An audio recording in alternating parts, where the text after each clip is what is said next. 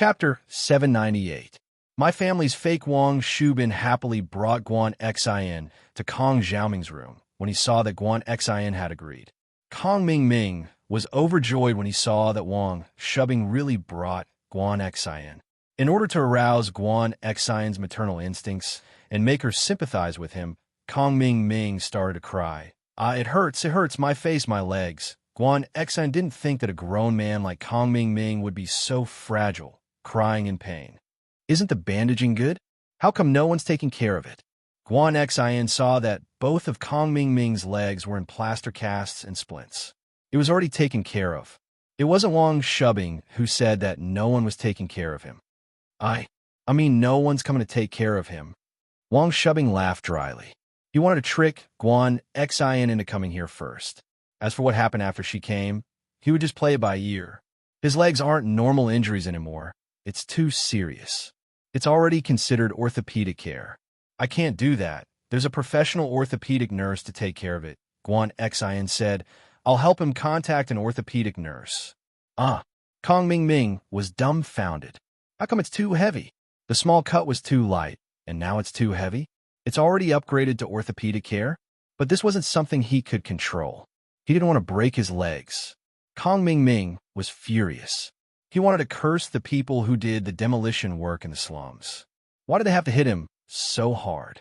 Wouldn't Guan Xin be able to take care of him if they hit him a little lighter? Why did he miss out on Guan Xin again?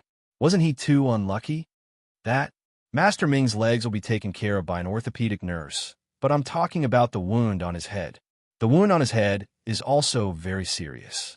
What if it's not treated properly and it leaves a scar? Wang Shubin's eyes lit up. He shifted his attention to Kong Ming's face. Nurse Guan Xin, look at how handsome Master Ming is. If he gets disfigured, he won't be able to face people in the future, right? We can't trust anyone else, so we can only trust an acquaintance like you. Kong Ming was overjoyed when he heard Wang Shubin's words. This Wang Shubin was indeed a strategist. His mind was fast. Just like that, he thought of a way to keep Guan Xin, even he didn't expect it. That's right, his leg was too serious, but his head wasn't. It was just a big hole. Wasn't that Guan Xin's area of responsibility?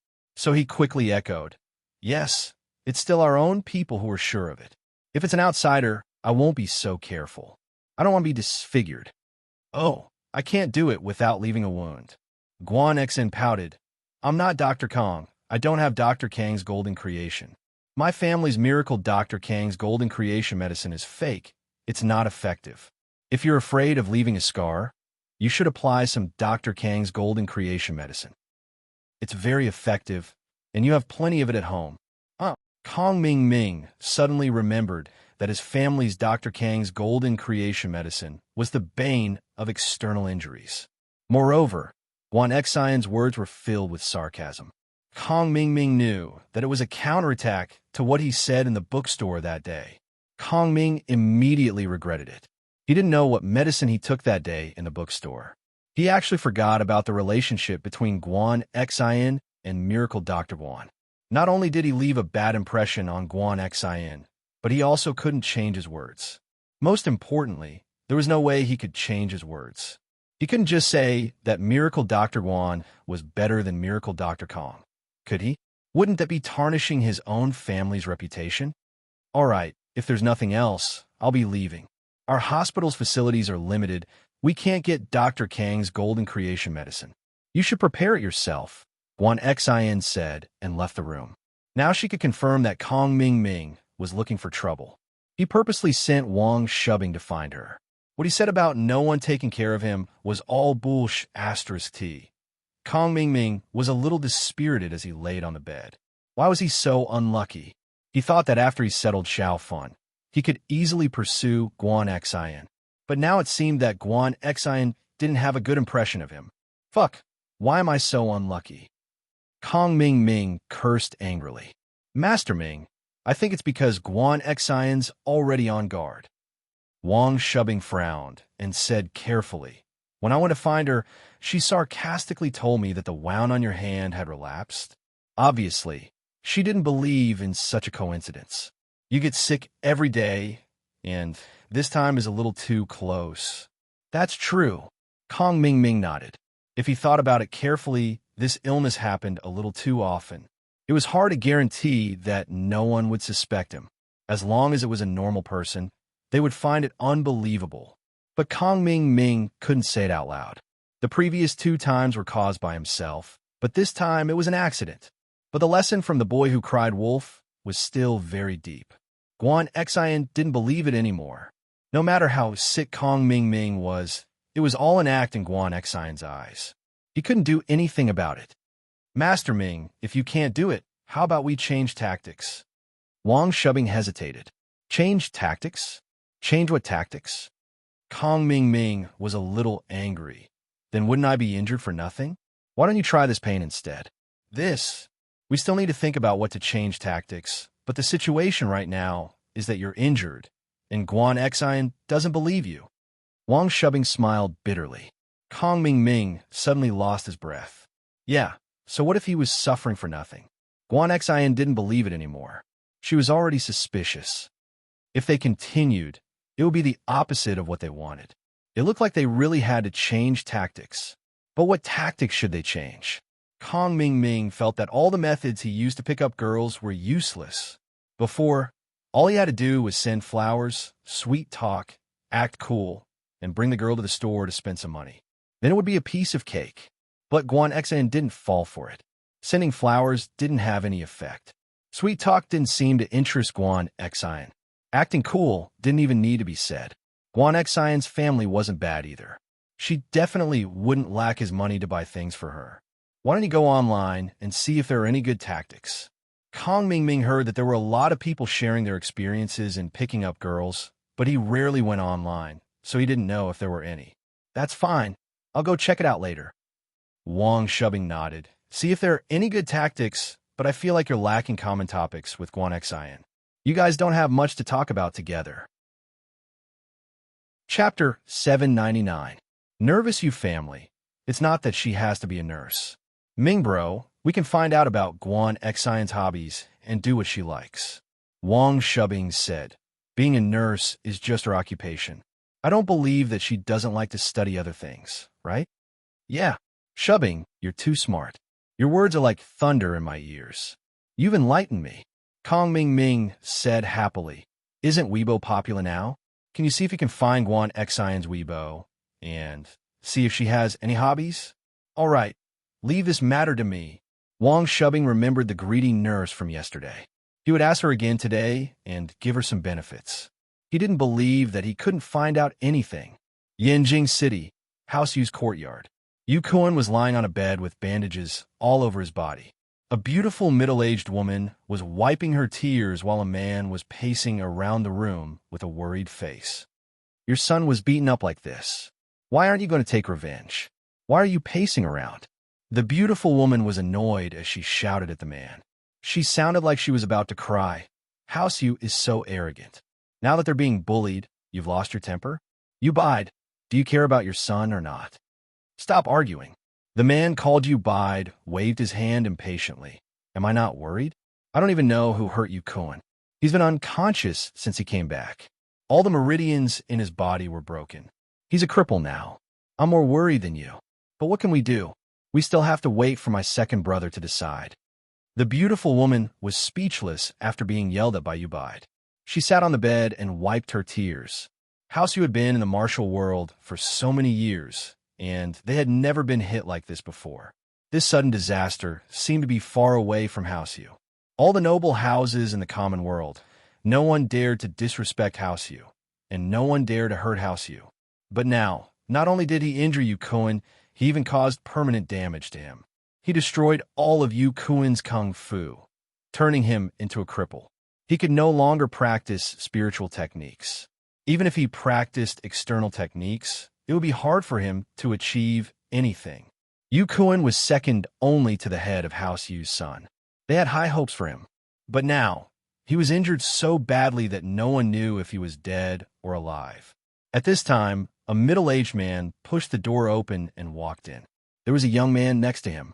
He looked very similar to Yu Kuan, but there was an arrogant look on his face. This middle-aged man was the middle-aged man from House Yu that had appeared at the auction, the current head of House Yu, Yu Fu. He had the strength of a mystic late-phase peak, just one step away from Earth class. The young man next to him was his son, Yu Feng. He was second only to Yu Fu in House Yu. He was at the peak of the early phase of mystic class. Second brother, you are here. You have to help my little Kuan. The beautiful woman saw Yu Fu walk in and quickly stood up. She cried out, "Little Kuan's meridians have been destroyed.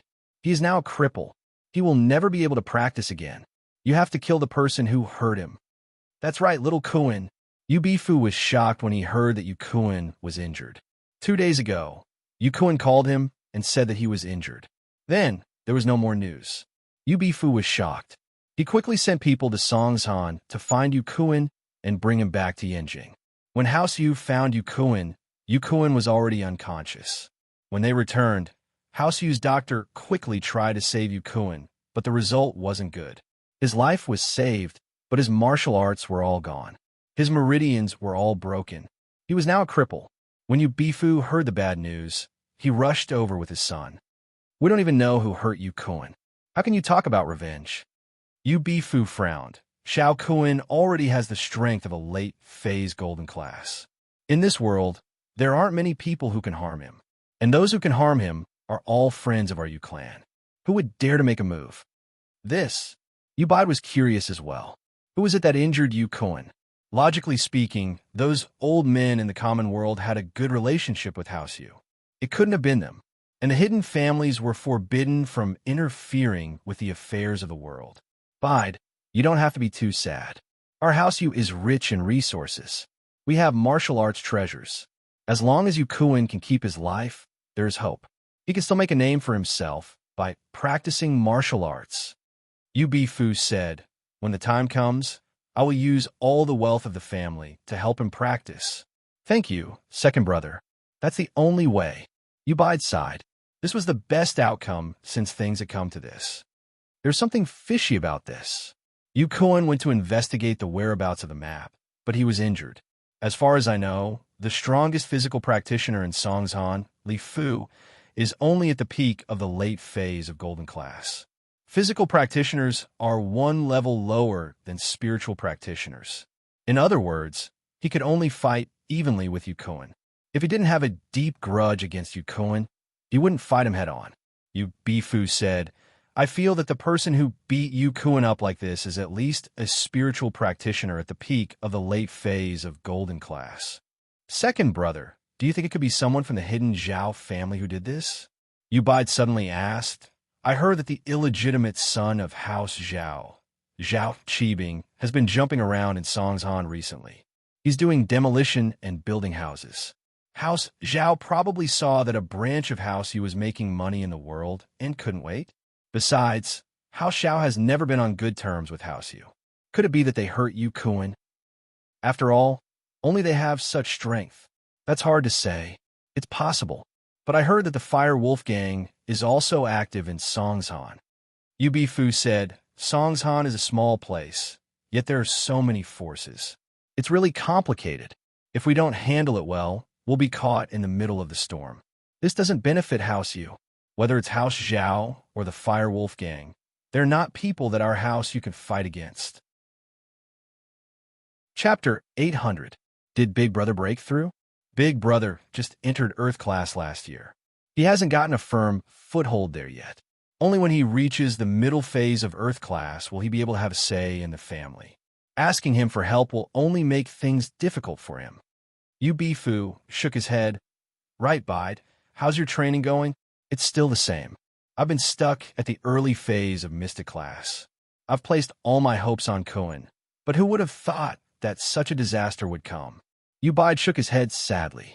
"It seems that in this generation of our Yu clan, only Big Brother can enter that place." Yu Fu sighed. "I think that in this lifetime, it will be very difficult for me to break through to the Earth grade." "Second brother, according to what you said, little Kuan's matter." Yu Bide paused for a moment and looked at Yu Fu. "Don't worry, Kuan is my nephew.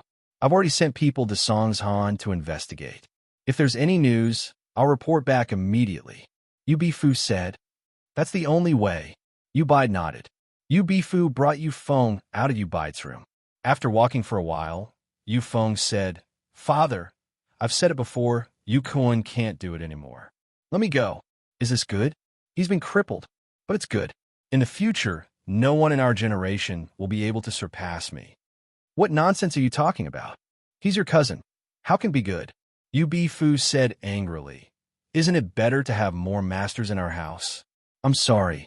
Yu Feng wasn't convinced. He's too weak. If I had personally gone, he wouldn't have ended up like this. To be able to injure Yu Kuan without killing him means that he's only at the peak of the late phase of Golden Class.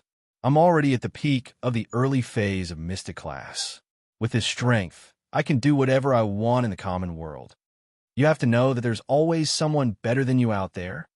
Yu Bifu glared at his son. "I know, but those powerful people don't appear in the common world anymore." Yu Feng didn't take his father's words seriously. He was the leader of the younger generation in House Yu. In the outside world, he was also a domineering existence. Even the heads of the other houses didn't have his strength. How could he not be arrogant? He didn't want to interfere with the relocation of the slums, but because of his appearance, Sihua increased the compensation amount. Sihua didn't want to interfere either, but he was afraid that He would cause trouble. Xiaofan's family successfully received the compensation of 180,000 renminbi, which was considered quite high. As for those broken appliances and furniture, they weren't even worth 1,000 renminbi. Xiaofan's mother beamed with joy when she received the money. Adding it all up, she now had a total of 680,000 yuan. It was more than enough to buy a big house. Hence, she started to think about buying a house. "Xiaobo, can you talk to Lin Yi and show us the house?" Xiaofan's mother whispered to Kong Xiaobo. She had already treated Kong Xiaobo as her son-in-law. "I heard that he knows a developer, so he can get a discount. Then I'll ask." Kong Xiaobo knew that this would trouble Lin Yi, but he couldn't just ignore Xiaofan's mother's request, right? And so, Kong Xiaobo found Lin Yi and told him about Xiaofan's mother's request. Lin Yi agreed without hesitation. He had already promised Tang Yun about this. Lin Yi called Tang Yun's mother and Tang Yun. Tang Yun's mother had just gotten her new house, and it was very fresh. She wanted to check on the progress of the renovation today. Hearing that Lin Yi was going, she was happy to tag along. And if Tang Yun's mother went, Lin Yi would be in an awkward situation. It wasn't that Lin Yi hated Tang Yun's mother, but Tang Yun's mother was too powerful, and Lin Yi wasn't used to it. However, Lin Yi understood her. Tang Yun's father had broken his leg, and Tang Yun's mother had been raising a family for so many years. In her heart, money was the most important thing. It was unrealistic to change her, and Lin Yi didn't want to change her. The person Lin Yi liked was Tang Yun, not Tang Yun's mother. Tang Yun's mother liked money, so he gave her some money. To Lin Yi, it was just a drop in the bucket. Mingyao's Audi S5 obviously couldn't accommodate so many people. Lin Yi asked Fatty Lai to send a car to pick up Tang Yun and Tang Yun, but he didn't expect Fatty Lai to personally pick up Tang Yun and Tang Yun. Lin Yi smiled bitterly. This Fatty Lai was too attentive, and it was hard to guarantee that Tang Yun's mother wouldn't see through it. Tang Yun's mother was a little restrained when she saw her boss, Fatty Lai. On the other hand, Kong Xiaobo and Tang Yun had seen Fatty Lai before, and they also saw him crying at Lin Yi's feet, so they didn't have any respect for him. "What kind of house do you want?" Fatty Lai greeted Kong Xiaobo and Tang Yun passionately, and then asked Tang Yun's mother. I'm just wondering if there's a cheaper one. It's fine if the location isn't good," Xiaofan's mother said cautiously. She originally thought that she would have to use all sorts of methods to get a cheap house, but she didn't expect the person who came to receive her to be so generous. Do you have one?" Fatty Lai turned his head and looked at Lin Yi. Lin Yi was so angry that he almost kicked Fatty Lai. "Do you have one? Why are you looking at me?"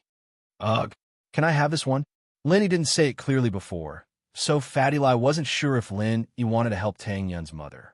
From Fatty Lai's point of view, a house was small, but it would be bad if Lin Yi was unhappy.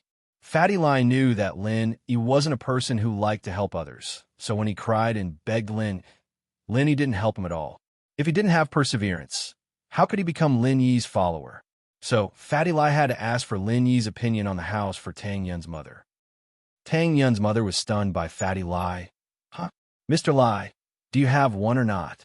I think so. Tang Yun couldn't help but cover her mouth and laugh at Fatty Lai's angry face. Yes, of course I do. Fatty Lai saw that Tang Yun said there was one, so he must have one. He laughed. I'm just wondering if there is one or not. I have too many things to do today, so I can't remember clearly. That's great. Tang Yun's mother was very happy when she heard that there was a special price house. She quickly asked, "Where is it? Can you bring me there?" "Sure, let's go. We'll go now." Fatty Lai nodded. Chapter 801. Tang Yun, annoyed little Lai.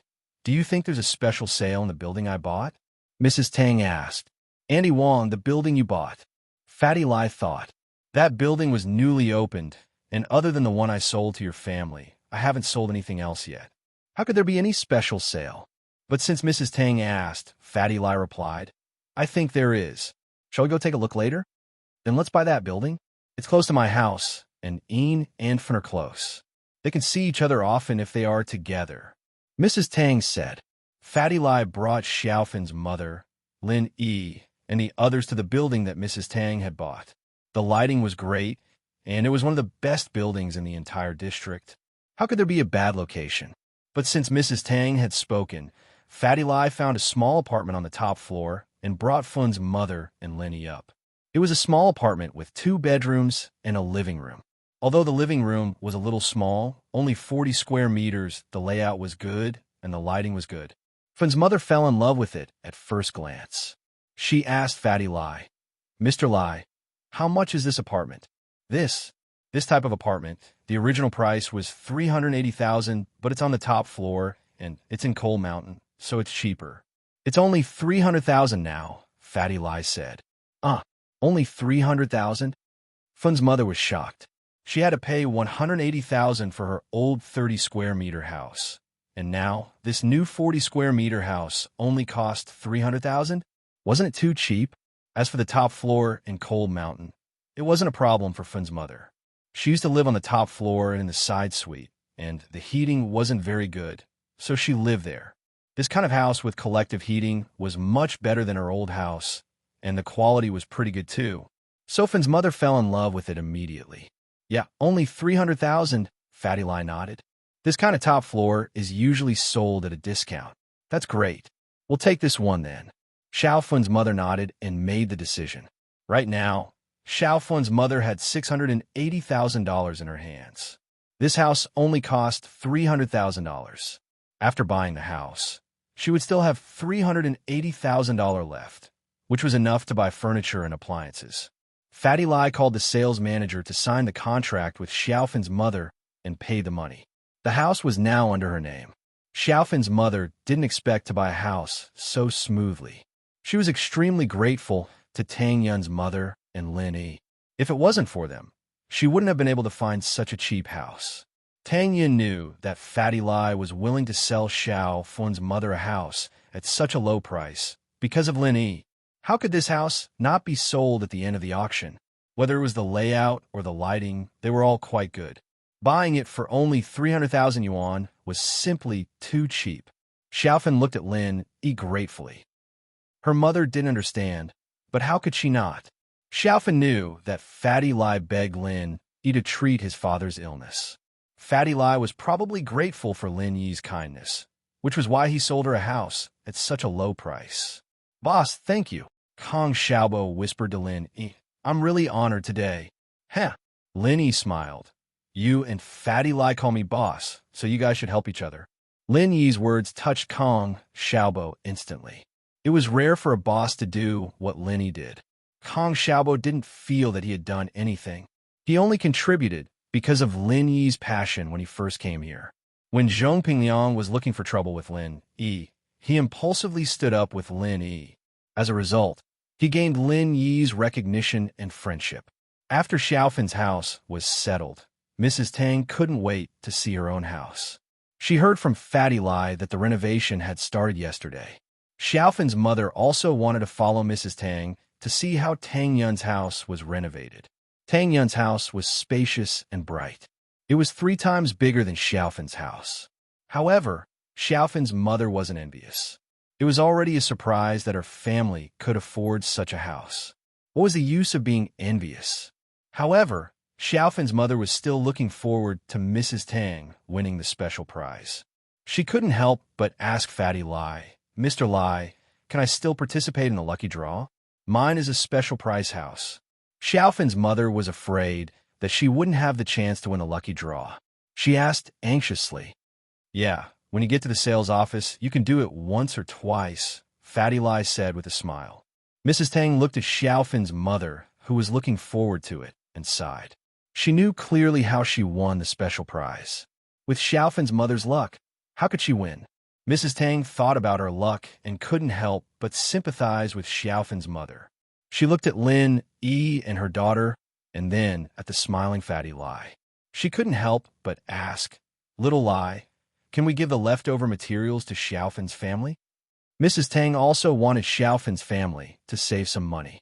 If she had more materials, she could give it to Xiaofan's family to ease her family's urgent need. This. Fatty Lai couldn't help but look at Linny again. How could there be leftover materials for the renovation? The materials were prepared according to the size of the house, so there wouldn't be any leftovers. He tilted his head and couldn't help but find it funny. If you have more, then so be it. If not, then so be it. Why are you always looking at me? What do you want me to say? Fatty Lai saw that he didn't object and said, "Okay, I'll talk to the person in charge later. If there are leftover materials, we'll install it together with Xiaofan's family. We don't even need the labor fee. I think there are quite a lot of materials here. It's more than enough to renovate 2 houses. That house is small, so we'll install it together." How can I do that? Xiaofan's mother didn't expect that Mrs. Tang's words would save her a lot of money. She didn't even need to renovate. Wasn't this Mr. Lai too easy to talk to? "Okay, since Little Lai said so, you don't have to reject it." Tang Yun's mother felt that she had a lot of face. She could get Xiaofan's family's renovation fee with just 1 sentence. Chapter 802. Tang Yun's uneasiness. Tang Yun felt useless. Not only was she unable to help Lin Yi, but she also had a greedy and prideful mother.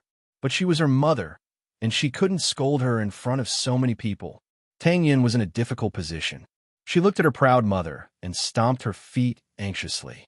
He was already troubling Lin Yi for his own family, so why did he have to trouble Lin Yi for someone else?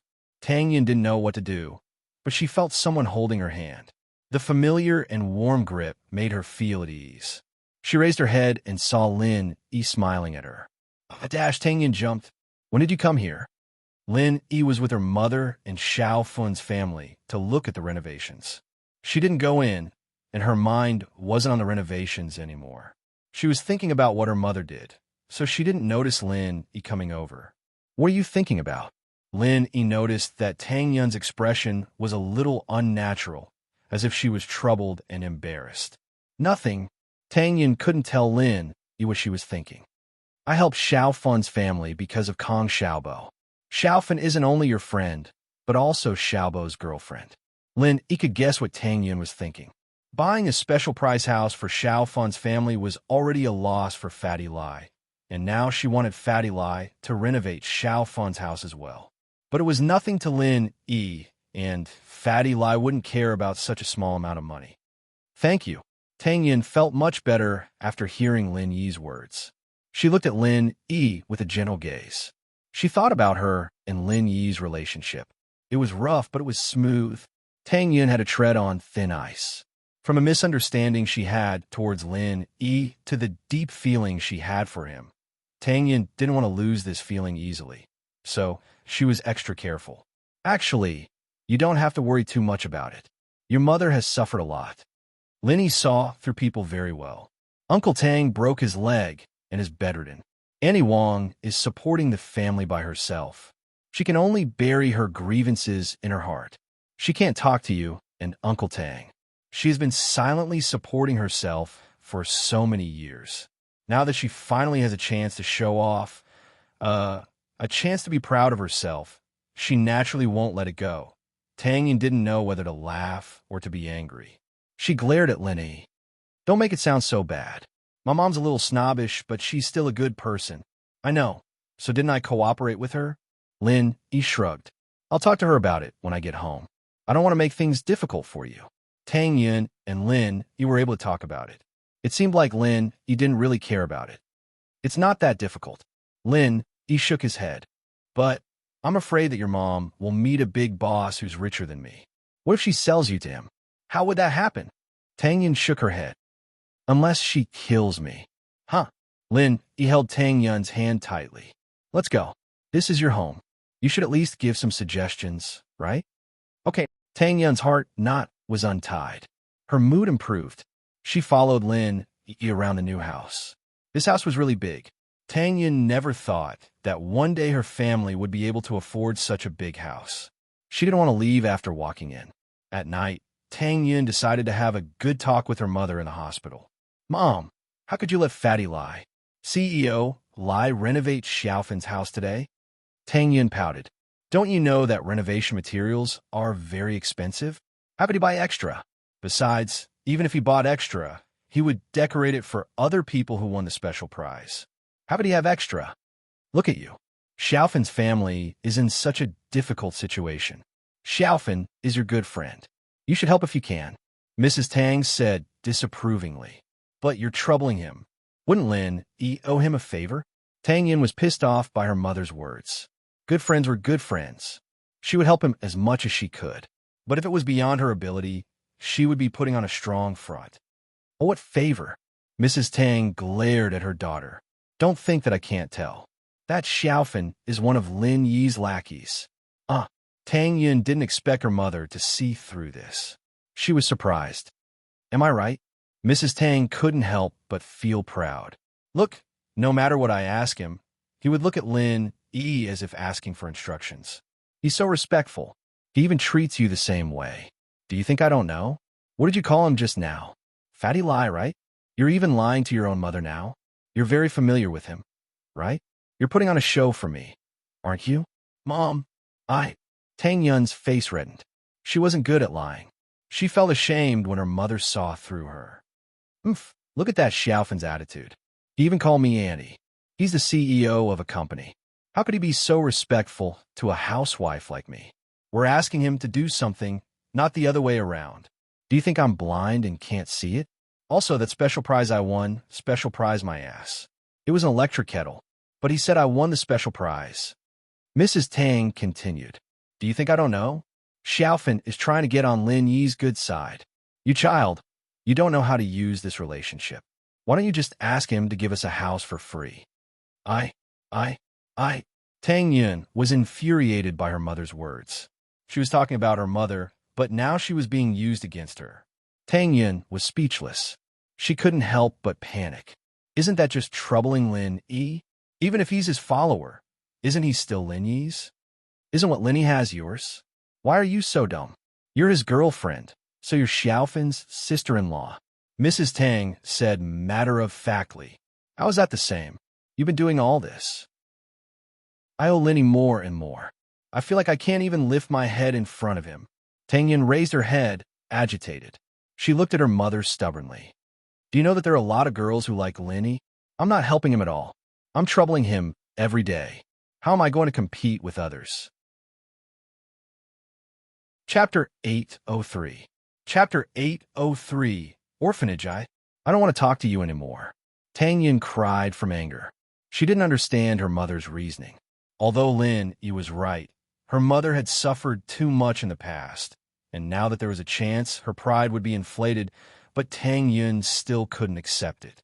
Although Lin Yi didn't say anything, Tang Yun felt that it was too much with her personality. Mrs. Tang shook her head and looked at her daughter. Right, you haven't told me yet. What's the relationship between Lin Yi and the two girls yesterday? They're my love rivals. They're richer than me, and they're going to push me away. Are you satisfied now? Tang Yin said hatefully. She stood up and ran to the washroom, crying her heart out. Love rivals? Mrs. Tang paused. It doesn't look like it. The amount that Qibing Real Estate paid out today was almost double of what they had expected. Although Qibing Real Estate could still earn money if they paid out at this price, they had invested too much into the Qibing skyscrapers. The profits from the development of the slums weren't enough to cover the losses from the two skyscrapers. From the current situation, it would be good if they could maintain a profit of 30 to 50 million. It was impossible for them to make more than that. They had budgeted for a skyscraper, but with the addition of Lin Yi, this dream was shattered. Zhao Qibing was sitting in the RV. He was furious when he heard the news. Both his legs were broken, so he didn't appear at the demolition site. Instead, he sat in the RV on the roadside and watched everything from a distance. I haven't even started my business yet, and I've already lost 200 million. If I can't even get a project back, how will House Zhao look at me? Zhao Qibing glared at Sihua. He had entered a half-crazed state. His ambition of building a business was completely shattered. It was good enough as long as he didn't lose money. Master Bing, Lin Yi is an unstable factor. We didn't think of him before. Who knew that someone like him would appear in Songshan? Sihua sighed as well. The days he'd had in Songshan were no more. He was nothing but a fart in front of Lin Yi, and Lin, he didn't even put him in his eyes. Lin Yi, just you wait, I won't let you go. Qibing clenched his fists tightly. Master Bing, can you talk to the boss and ask him to send out a master to kill Lin Yi? Sihua suggested after some hesitation. Lin Yi's appearance made Sihua feel like he had to act cautiously. It was a very uncomfortable feeling. I'll ask. Zhao Qibing vaguely knew about the rules between the hidden houses. Earth-class masters weren't allowed to appear in the world at will, and if a hidden house broke this rule, they would become the enemy of the other hidden houses. Zhao Qibing didn't know if this rule was real or fake, but no hidden house had broken this rule yet. It was a fact that no Earth-class masters had appeared in the world. But my father is quite dissatisfied with me now. The most important thing now is to build up the company. If there are results, then everything will be fine.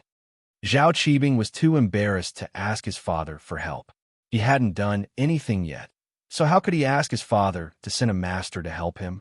With Lin Yi interfering with the slums, we can't make too much profit. We can't skimp on materials when we're building, can we? This is related to our reputation. If someone exposed us, we won't be able to sell our house. Sihua knew that if he wanted to make a long-term business, he couldn't make a fuss about the quality of the building. Have you contacted the orphanage? I think it's a good piece of land. It's big, and the location is better than the slums. It's good to demolish it and build a high-class villa area. Zhao Qibing asked. Not yet. Didn't they just decide on this 2 days ago? I'm going to contact them later. Sihua replied. It's just a private orphanage. Let's just say some harsh words. I don't believe they'll dare to resist. Zhao Qibing said, how about this? We'll go and negotiate with them later. Okay, let Zhong Fabai's men follow as well. We'll intimidate them a little. Sihua nodded. The matter was settled. A little later, Zhao Qibing, Li Sihua, and Zhong Fabai brought a group of men in black. Other than the two who were crippled by Lin Yi who were sent to the hospital, the group arrived at the private orphanage in the slums. A Mercedes-Benz RV, a Mercedes-Benz sedan, and 2 Jinbei vans suddenly appeared in the courtyard of the orphanage. This kind of lineup had never been seen before. It scared the children playing in the yard. Sihua pushed Zhao Qibing out of the RV, and Fabai and the other men in black stood beside Sihua and Zhao Qibing, looking like bodyguards. Call the person in charge here. Zhong Fabai yelled at the children fiercely. Who are you? What do you do? Xiao Qian heard the noise in the yard and ran out of the red brick house of the orphanage. He was also shocked when he saw the scene. Do you have anyone who can talk to you? Fabai didn't put Qian in his eyes. He wouldn't talk to a child. The dean was talking to Xiaoka in her room when she heard the commotion in the yard. She quickly came out with Xiaoka to the yard, only to see Sihua, Zhao Qibing, and the others, as well as a group of men in black. She was shocked. I'm the dean of this place. What brings you here? The dean said as he looked at Sihua coldly. The man looked familiar. With that, the dean turned to Qian. Qian, take the children back first. There's nothing for you to do here. Yes, dean. Qian didn't dare disobey. He quickly left with the other children. He knew that this wasn't something kids could interfere with. Let me introduce myself. I'm Sihua, and this is Master Zhao Qibing, the chairman of Qibing Real Estate. Sihua introduced himself before introducing Zhao Qibing. Sihua? So it's the famous Sihua of Songshan City. The old director finally recognized who the visitor was. However, I wonder what Bosley is doing here in my small orphanage. Chapter 804. Overbearing Master Bing. Oh, so it's a developer who wants to buy our land. The dean nodded, understanding Sihua's intentions. Our condition is simple. We don't want money. Just build a well-equipped orphanage somewhere else, and we'll give it to you. Xiaoka stated her condition straightforwardly. This was what she had agreed on with the dean before. You're right. You're the orphanage you're looking for. There had been developers who'd come to the orphanage to discuss the relocation. But Xiaoka's reconstruction plan was too complicated, and there wasn't much profit to be made. Qibing noticed Xiaoka as well. His perverted eyes scanned Xiaoka's body back and forth. So pretty. This girl looked pretty good. Was she from the orphanage as well? Qibing's heart itched. He hadn't touched a woman for a long time after his leg was broken, and he couldn't help but salivate at the sight of a beauty like Xiaoka. Sure, but I think you're pretty good. Come be my secretary, and I'll agree to whatever you want. Qibing said as he looked at Xiaoka lustfully. He was only making a casual promise, and once he got his hands on Xiaoka, he wouldn't care about the conditions anymore. I'm sorry, but I can't leave the orphanage. You should find someone else. Xiaoka looked at Qibing with disgust as she rejected his suggestion. Don't refuse a toast only to drink a forfeit. Fabai didn't think that the people from the orphanage would be so stubborn. I'll talk to you nicely now, but since you don't want to talk nicely, we'll see. What? You're threatening my old woman. The dean smiled coldly as she looked at Sihua. Sihua, you're a famous figure in the underworld of Songshan, but I'm not afraid of you. You're not the only boss who's been eyeing my orphanage these years. Do you know why they gave up? Sihua paused as he looked at the dean, puzzled. Was there more to this than met the eye? Could there be some other power behind this orphanage? Zhou Tianyi has a man called Uncle Yin, a golden class master. The dean said faintly. Zhou Tianyi had thoughts about the orphanage as well, but he gave up after weighing the pros and cons. You know about golden class? Sihua looked at the dean in disbelief. Golden class strength wasn't much of a secret to someone like Sihua. After all, he had 2 golden class masters under him, but they were killed by that madman Lin Yi. I'm not talented, but I'm also golden class. The dean's aura exploded in an instant, and Sihua, Fabai, and Zhao Qibing all felt a suffocating pressure coming from him.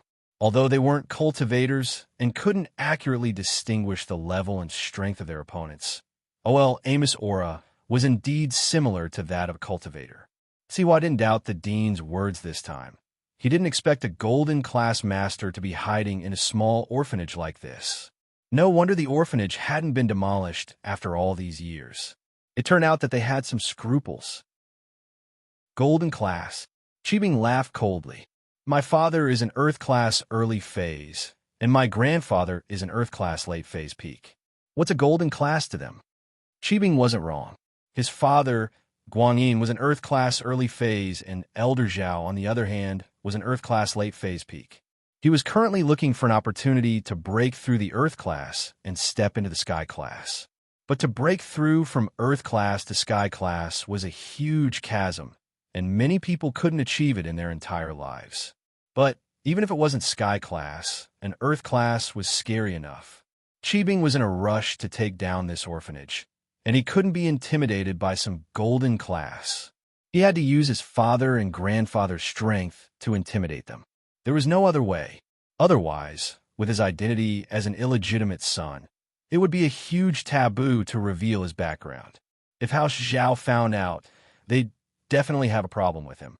If Uncle Zhu wasn't injured, and Zhang Long and Li Yao weren't dead, Qibing wouldn't reveal his background like this. But now that all his masters were gone, and he didn't even bring Yao Wang with him, he couldn't just leave like that, could he? The dean thought that her strength would be enough to intimidate them.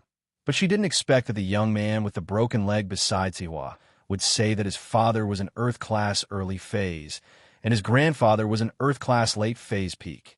This shocked the dean. She didn't think much of Qibing before, and only paid attention to Sihua. But now, it seemed that if this young man wasn't bragging, then it must be true. May I ask your father's name? The dean asked after a moment of silence. My surname is Zhao. My name is Zhao Qibing. Qibing didn't say his father's name casually. He wasn't stupid. He knew that he was an illegitimate son, and some things were better left unsaid. He knew that if the dean was a practitioner of the world, she would know the meaning of his surname and would be able to guess it. Zhao. The dean's face changed instantly, and she looked at Qibing in disbelief. You're the hidden house, Zhao. Humph. Some things you shouldn't know too much. Qibing laughed coldly. I'll give you two options now. Qibing Real Estate has another piece of land in the suburbs, and it's twice the size of yours. If you agree, we'll exchange it with you at the same price. Also, we'll compensate you according to the current price of the land, and after you get the money, you'll have to find your own way. The dean was speechless from Qibing's overbearing words, but she didn't dare to act recklessly. Naturally, she was a practitioner of the world, and naturally, she knew the strength of the hidden house Zhao. It was a power that even the 4 big and 5 small noble houses didn't dare to mess with. Of course, what the dean didn't know was that although Qibing's words were scary, he was only the illegitimate son of the head of House Zhao, Zhao Guangyin. Even elder Zhao didn't really approve of him. That's all I've said. Think about it yourself. Qibing laughed coldly. Remember my words? Don't refuse a toast only to drink a forfeit. Otherwise, you'll have to bear the consequences. Chapter 805. Chapter 805. House Yu's visit Xiaoke. Don't say anything. The dean knew the importance of House Zhao, and he jumped in fright when Xiaoke opened her mouth. He quickly stopped her. Girl, you're quite feisty, but I like it. Qibing looked at Xiaoke once more, the threatening look turning into a perverted one. My conditions are still valid. You can come find me when you've thought it through. Who the hell would come find you? Xiaoke glared at Qibing, not understanding why the dean was so afraid of this wheelchair-bound cripple.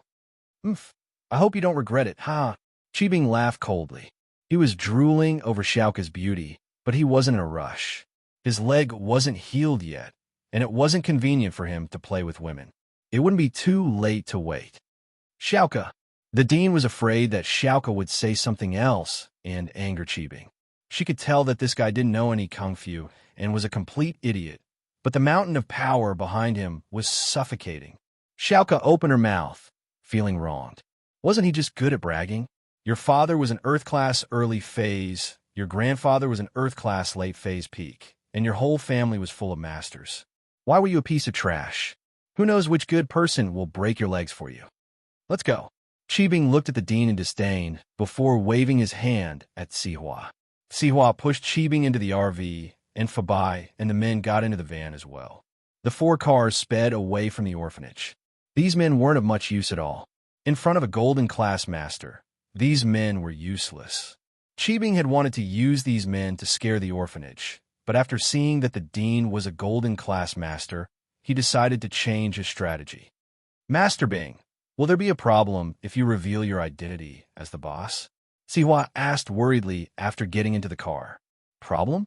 What problem would there be? What did I say? I didn't say anything at all. Zhao Qibing shook his head. What I said was the truth. My surname is Zhao. My father is an Earth-class early-phase master, and my grandfather is an Earth-class late-phase peak master. But I didn't say that I'm from the hidden house Zhao. She guessed it herself. That's true. If that's the case, the boss probably won't say anything. Sihua realized that Qibing had never mentioned that he was from House Zhao, nor did he mention the names of his father and grandfather. It was just a vague hint, and the rest was just the headmaster of the orphanage's own guess. Sometimes you have to learn to borrow strength to fight back. Qibing said, give them a few days to think about it, and then bring some in to scare them. I don't believe they won't give in. Oh? You want to bring someone along? What's the point? Sihua paused. Of course it's useful to bring the king pharmacist along. Qibing said, Yao Wang's practice isn't good at attacking, but he's still a mystic. I don't believe that he can't scare that old woman. It was only then that Sihua remembered that there was a mystic class master in the house. No wonder Master Bing was so arrogant. He didn't even need to ask for help from his boss. He could easily take care of the orphanage. He nodded. I understand. The 4 cars drove back to the floating cloud bar. It was only 4 in the afternoon, and the bar wasn't officially open yet. But there was a black Buick MPV with Yinjing license plate parked in front of the bar. Sihua frowned. The MPV was parked in front of the bar, and this was the bar's private parking lot. People who weren't customers weren't allowed to park their cars here. Sihua pushed Master Bing out of the car, and the MPV's door opened as well, and a young man walked out of it. Sihua froze when he saw the young man. He knew this man. It was Yu Haitian, the person in charge of House Yu's business. He was from Yinjing's House Yu. Yu Haitian, on the other hand, saw Qibing in the wheelchair and froze. How did Qibing become disabled? Master Bing, what are you doing? Yu Haitian walked over surprised. He was from House Yu, but he knew Master Bing's identity. He treated him with respect. Isn't this Tian bro? Master Bing also knew Yu Haitian's identity. He was a descendant of the hidden House Yu in the mortal world, and he was the illegitimate son of House Zhao. It could be said that their identities were equal, and no one could beat the other. The woman from House Yu married into House Zhao, and she was the legal wife of Zhao Guangyin, Qibing's father. However, this kind of marriage was only a marriage of benefits. The relationship between House Yu and House Zhao wasn't very harmonious. This was because House Zhao was envious of House Yu's business in the common world, and they wanted to make a name for themselves in the common world. However, because of the agreement, they couldn't make a move. The reason why House Yu ended up in this situation was because of a combination of factors. The hidden House Yu was a branch of the House Yu that had been kicked out of the common world. In reality, they had nothing to do with the common world's House Yu. But as the hidden House Yu grew stronger, the common world's House Yu naturally attached themselves to them, willingly becoming a money-making tool for the House Yu. The branch became the main branch, and the main branch became the branch. It sounded funny, but it was the truth. It couldn't be replicated, and the other noble houses couldn't do it even if they wanted to. So now, House Yu became the leader of the 4 big and 5 small houses. The hidden houses wanted to interfere with the common world's business, but they couldn't do it because of the agreement. There was a historical reason why House Yu was like this. House Yu claimed to the public that this common House Yu had nothing to do with them, but whether they had anything to do with it or not, everyone knew very well. It was just that it had become a fact, and they couldn't do anything about it. House Zhao also wanted to create a puppet to work with House Yu, but because they wanted to create a new common world noble house, and it didn't match House Yu's current interests, they were rejected. So the relationship between House Zhao and House Yu became tense. However, on the surface, the relationship between the 2 houses was still good. So when Yu Haitian came to Songshan, the first person he visited was naturally the illegitimate son of House Zhao, Zhao Qibing. He was different from Yu Kuan, who came here in secret. He came with a legitimate reason, so he had to show his face. Chapter 806. Chapter 806. Master Bing's complaints. Qibing didn't hide it from Haitian, since it wasn't a secret in the upper-class society that Lin Yi had broken his leg. All the noble houses had seen it, and Haitian would know the truth if he asked around. There was no need for him to lie. It'd be even more awkward if he was exposed. Oh, there's a madman who dares touch Master Bing? Where did he come from? Is he tired of living? Even a noble house wouldn't dare do something like this, would they? Haitian asked, surprised. Let's talk inside. This isn't a good place to talk. Qibing made an inviting gesture to Haitian. Although there were some conflicts between the upper echelons of House Yu and House Zhao, it didn't affect Haitian and Qibing's personal relationship. Both of them belonged to the outer circle of the 2 noble houses, and with their connections, they could enrich their own strength. Sihua knew who Haitian was, and he didn't dare walk side by side with him. He pushed Master Bing from the back, letting them walk side by side into the bar. Qibing invited Haitian to sit on the sofa, and Qibing sat in his wheelchair. Tian bro, I'm sorry, but I can't get up to greet you. What are you saying, Master Bing? We're brothers. There's no need for so much etiquette. Haitian smiled. How did you break your leg? Can you tell me? I'm new here, and I don't know much about the situation in Songshan. Don't mention it. It'll just make me cry. Qibing sighed. You know who I am, bro. I'm the illegitimate son of House Zhao. It's a bit awkward, so I want to do something for House Zhao so that I can have a place in the Zhao family. Understand? Haitian nodded. He understood Qibing's awkwardness. He was the son of House Zhao's current head, Zhao Guanyin, but he was an illegitimate son, and his identity was quite sensitive. That's why I came to Songshan, Sihua's turf, to develop real estate. Qibing said, but I didn't think that a guy called Lin Yi would appear out of nowhere, and he'd be involved in everything. All I did was tear down his girlfriend's house and ruin her face, and he broke my legs. Lin Yi? Haitian paused. The name was familiar. Wasn't it one of the suspects at the head of the house, second Uncle Shuaixing, had asked him to investigate? The name of House Yu's head, Shuaixing, was written incorrectly. It was written as Yu Bifu. I hereby correct it. But Yu Haitian found it strange as well. Lin Yi dared to hit Zhao Qibing? Didn't Zhao Qibing have any masters by his side? Even if he was an illegitimate child, the Zhao family couldn't possibly ignore him, right? So he asked curiously, when he hit you, was there no one around to protect you? Uncle Zhu was there too.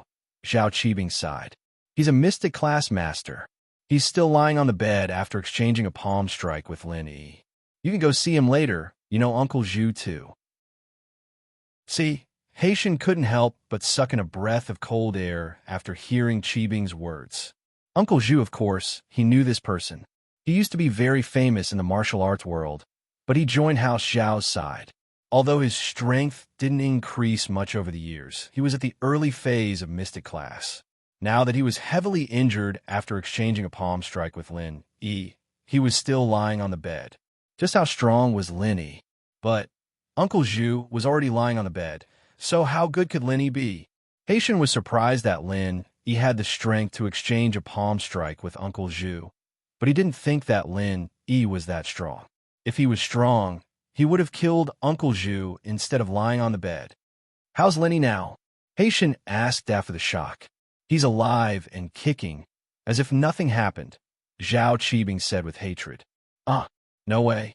Uncle Zhu is lying on the bed. How could Lin Yi be fine? Does that mean that Lin Yi's strength is unfathomable? Haitian asked in shock after hearing the news. It's not that unfathomable, but according to Uncle Zhu, Lin Yi is at most at the early phase of mystic class. As for why Lin Yi is alive and kicking now, it's because Lin Yi is a medical master himself. Zhao Qibing didn't hide anything and told him the truth. Zhao Qibing wasn't an idiot. Although the recent series of events made him a little muddle-headed and impulsive, he was still a smart person. In front of Haitian, he had regained his usual calmness. As far as Zhao Qibing was concerned, Haitian was doing well in Yanjing. There was no way he would come to Songshan for a vacation. He must have a reason for coming here. Haitian, on the other hand, was paying close attention to Lin Yi. Could it be that he was here for Lin Yi as well? If House you want to deal with Lin Yi, it would reduce the pressure on Zhao Qibing. Besides, House Yu was the #1 noble house in the common world. They had a lot of masters. It wasn't something that a bastard son like him could compete with. He's a mystic class master. Which faction did this person belong to? How come I've never heard a mystic class master like this? Haitian was shocked by Lin Yi's identity. Lin Yi seemed to have appeared out of nowhere. Otherwise, House Yu had records of all the masters in the common world, and House Yu had collected information on almost all the masters in the common world, but they'd never heard of someone like Lin Yi. I'm not sure. Zhao Qibing shook his head. There's nothing I can do to him now. Uncle Zhu is still recovering, and you know that Earth-class masters can't just casually appear in the world. Your little brother's life is tough right now. Haitian had a plan in his mind. After he heard that Lin Yi was a mystic class master, he was sure that Yu Kuan was injured by Lin Yi. Because Lin Yi was one of the people Yu Kuan was looking for, it was reasonable for Lin Yi to injure Yu Kuan. But what shocked Haitian the most was Lin Yi's strength. A mystic class master, or even higher. Haitian didn't think that Lin Yi was just a medical master. House Zhao didn't lack medical masters. Wasn't Uncle Zhu still lying on the bed? The fact that Lin Yi was able to appear in Songshan as if nothing had happened meant that he had the strength to back it up. What do you want to do, Master Bing? You wouldn't let Lenny go so easily, would you? Haitian asked calmly. So what if I don't let him go? I don't want to let him go, but he won't let me go. Zhao Qibing rolled his eyes and smiled bitterly. He extorted 300,000 from me today. Chapter 807. Chapter 807. Lin Yi's background. It's a long story. Zhao Qibing told you Haitian about how he and Lin Yi became enemies, how Lin Yi destroyed his skyscraper, and how Lin Yi blew it up when he tried to rebuild his skyscraper. Yu Haitian, who was listening on the side, was stunned. This Lin Yi was so amazing. If what Zhao Qibing said was true, then Lin Yi was the one who beat Yu Kun up. With Lin Yi's unscrupulous style, he could even break the legs of House Zhao's bastard, let alone House Yu's Yu Kun. And Yu Haitian finally understood why Zhao Qibing swallowed his anger and didn't go after Lin Yi anymore. He did, but he couldn't do anything to Lin Yi. Instead, he was the one who got into trouble. So this Lin Yi seems to be quite powerful. Yu Haitian didn't come to fight Lin Yi this time. He was here for information, so whether Lin Yi was strong or not had nothing to do with him. He couldn't practice martial arts due to his body, so he was put in charge of House Yu's business and information gathering. You can say that, Zhao Qibing said faintly. Tian Bro seems to be paying a lot of attention to Lin. Oh, actually, this isn't really a secret. Yu Haitian sighed. My cousin Yu Kun was crippled in Songshan City. What? Your cousin? Yu Kun? Zhao Qibing paused. I remember that Yu Kun is a golden class late phase master, right? How did he get crippled? Lin, he didn't do this, did he? It was no wonder that Zhao Qibing thought of Lin Yi immediately. His conversation with Yu Haitian was all about Lin Yi. I'm not sure yet, but from what you said, it should be the case. Yu Haitian shook his head. Yu Haitian shook his head. I won't hide it from you, Master Bing. I came to Songshan to gather information. Yeah, with your cousin Yu Kun's strength at the late phase of the golden class, ordinary people wouldn't be able to cripple him. I think in Songshan, only Lin Yi can do it. Qibing said, the other masters aren't as strong as Lin Yi. We have 2 golden class masters from House Zhao, and they were killed by Lin Yi. Oh, 2 of your Zhao family's golden class masters were killed by Lin Yi? Yu Haitian was surprised. Lin Yi had injured Uncle Zhu and Zhao Qibing. Although he was arrogant, he had only injured people. He hadn't crossed House Zhao's bottom line. After all, it wasn't right for a hidden house to stand up for an illegitimate son and a mystic class master. But with 2 golden class masters killed by Lin Yi, the situation was different. Although golden class masters weren't much in the eyes of a hidden house, they were masters among masters in the common world. Even in a hidden house, having 1 more golden class master meant more power. How could they not care about it? Lin Yi had killed 2 golden class masters, and House Zhao didn't do anything at all. Haitian couldn't believe what he was seeing. Those 2 were Tsihua's men, 1 golden class early phase and the other golden class late phase. Zhao Qibing smiled bitterly. Tsihua sent them to kill Lin Yi, but they disappeared. They were found dead at the bottom of the cliff. Oh, that's serious? Yu Haitian was surprised. Does House Zhao plan to let this go? Tian Bro, you know that my identity is very awkward. Although my father is the young master of House Zhao, there's still an old man above him. If the old man doesn't say anything, my father won't be able to send an Earth-class master to deal with Lin. Zhao Qibing smiled bitterly. My family's mystic-class late-phase masters have all gone into isolation under the old man's request to find an opportunity to break through to Earth-class. So I really don't know how to deal with Lin. Is that so? Yu Haitian didn't say it out loud, but he was frowning in his heart. He didn't believe that House Zhao would just let it go like this. This wasn't a small matter. A hidden house had 2 golden class masters killed by a nameless kid, injured a mystic class master, and even broke the legs of their bastard son. Wouldn't that be the biggest joke in the world if this got out? How could House Zhao not care? There had to be something behind this. Maybe Zhao Qibing didn't know, and Zhao Guangyin didn't tell him. Maybe Zhao Qibing knew, and he didn't tell him the truth. But no matter what, Yu Haitian was on high alert. He decided that he had to be careful when he reported this to his second uncle. Now, I don't ask for anything else. I just hope that this god, Lin E, doesn't bother me and let me earn some money. If Tion Bro can deal with Lin E, I'll definitely help you. If you need anything, just say the word and I'll definitely help. Zhao Qibing hoped that House Yu could step in and get rid of Lin E. He didn't have a choice, but House Yu was very strong. Even in the common world, they had a mystic class late phase master. Getting rid of Lin E shouldn't be a problem. This Lin E, what's his background? Which side does he belong to? Yu Haitian asked calmly. I'm not too sure about that. Zhao Qibing shook his head. My father did some research and asked the other hidden houses, but they didn't seem to know anything about Lin Yi's background. Now that I look at it, this Lin Yi is Pengzhan Industries, Pengzhan's daughter Meng Yao's follower. He lives with Meng Yao and Yushu every day. Is he hired by Pengzhan? Hired? A mystic class master working as a follower for a normal businessman's daughter? Why does this sound so ridiculous? Yu Haitian felt that this mystic class master was too worthless. That's the truth. Everyone in Songshan knows about this. Zhao Qibing said. In the beginning, I asked Siwa to deal with Pengzhan Industries. I won't hide it from you. I was interested in Pengzhan Industries' wealth and wanted to take it for myself. The few times I tried to deal with Meng Yao, it was all because of this Lin E, causing my plan to fail. No one would believe that Lin E wasn't Meng Yao's follower. Otherwise, why would he stick his nose into other people's business? That's strange. Yu Haitian frowned as well. This Lin Yi's background is a bit strange. According to what you said, Lin Yi's background isn't that powerful.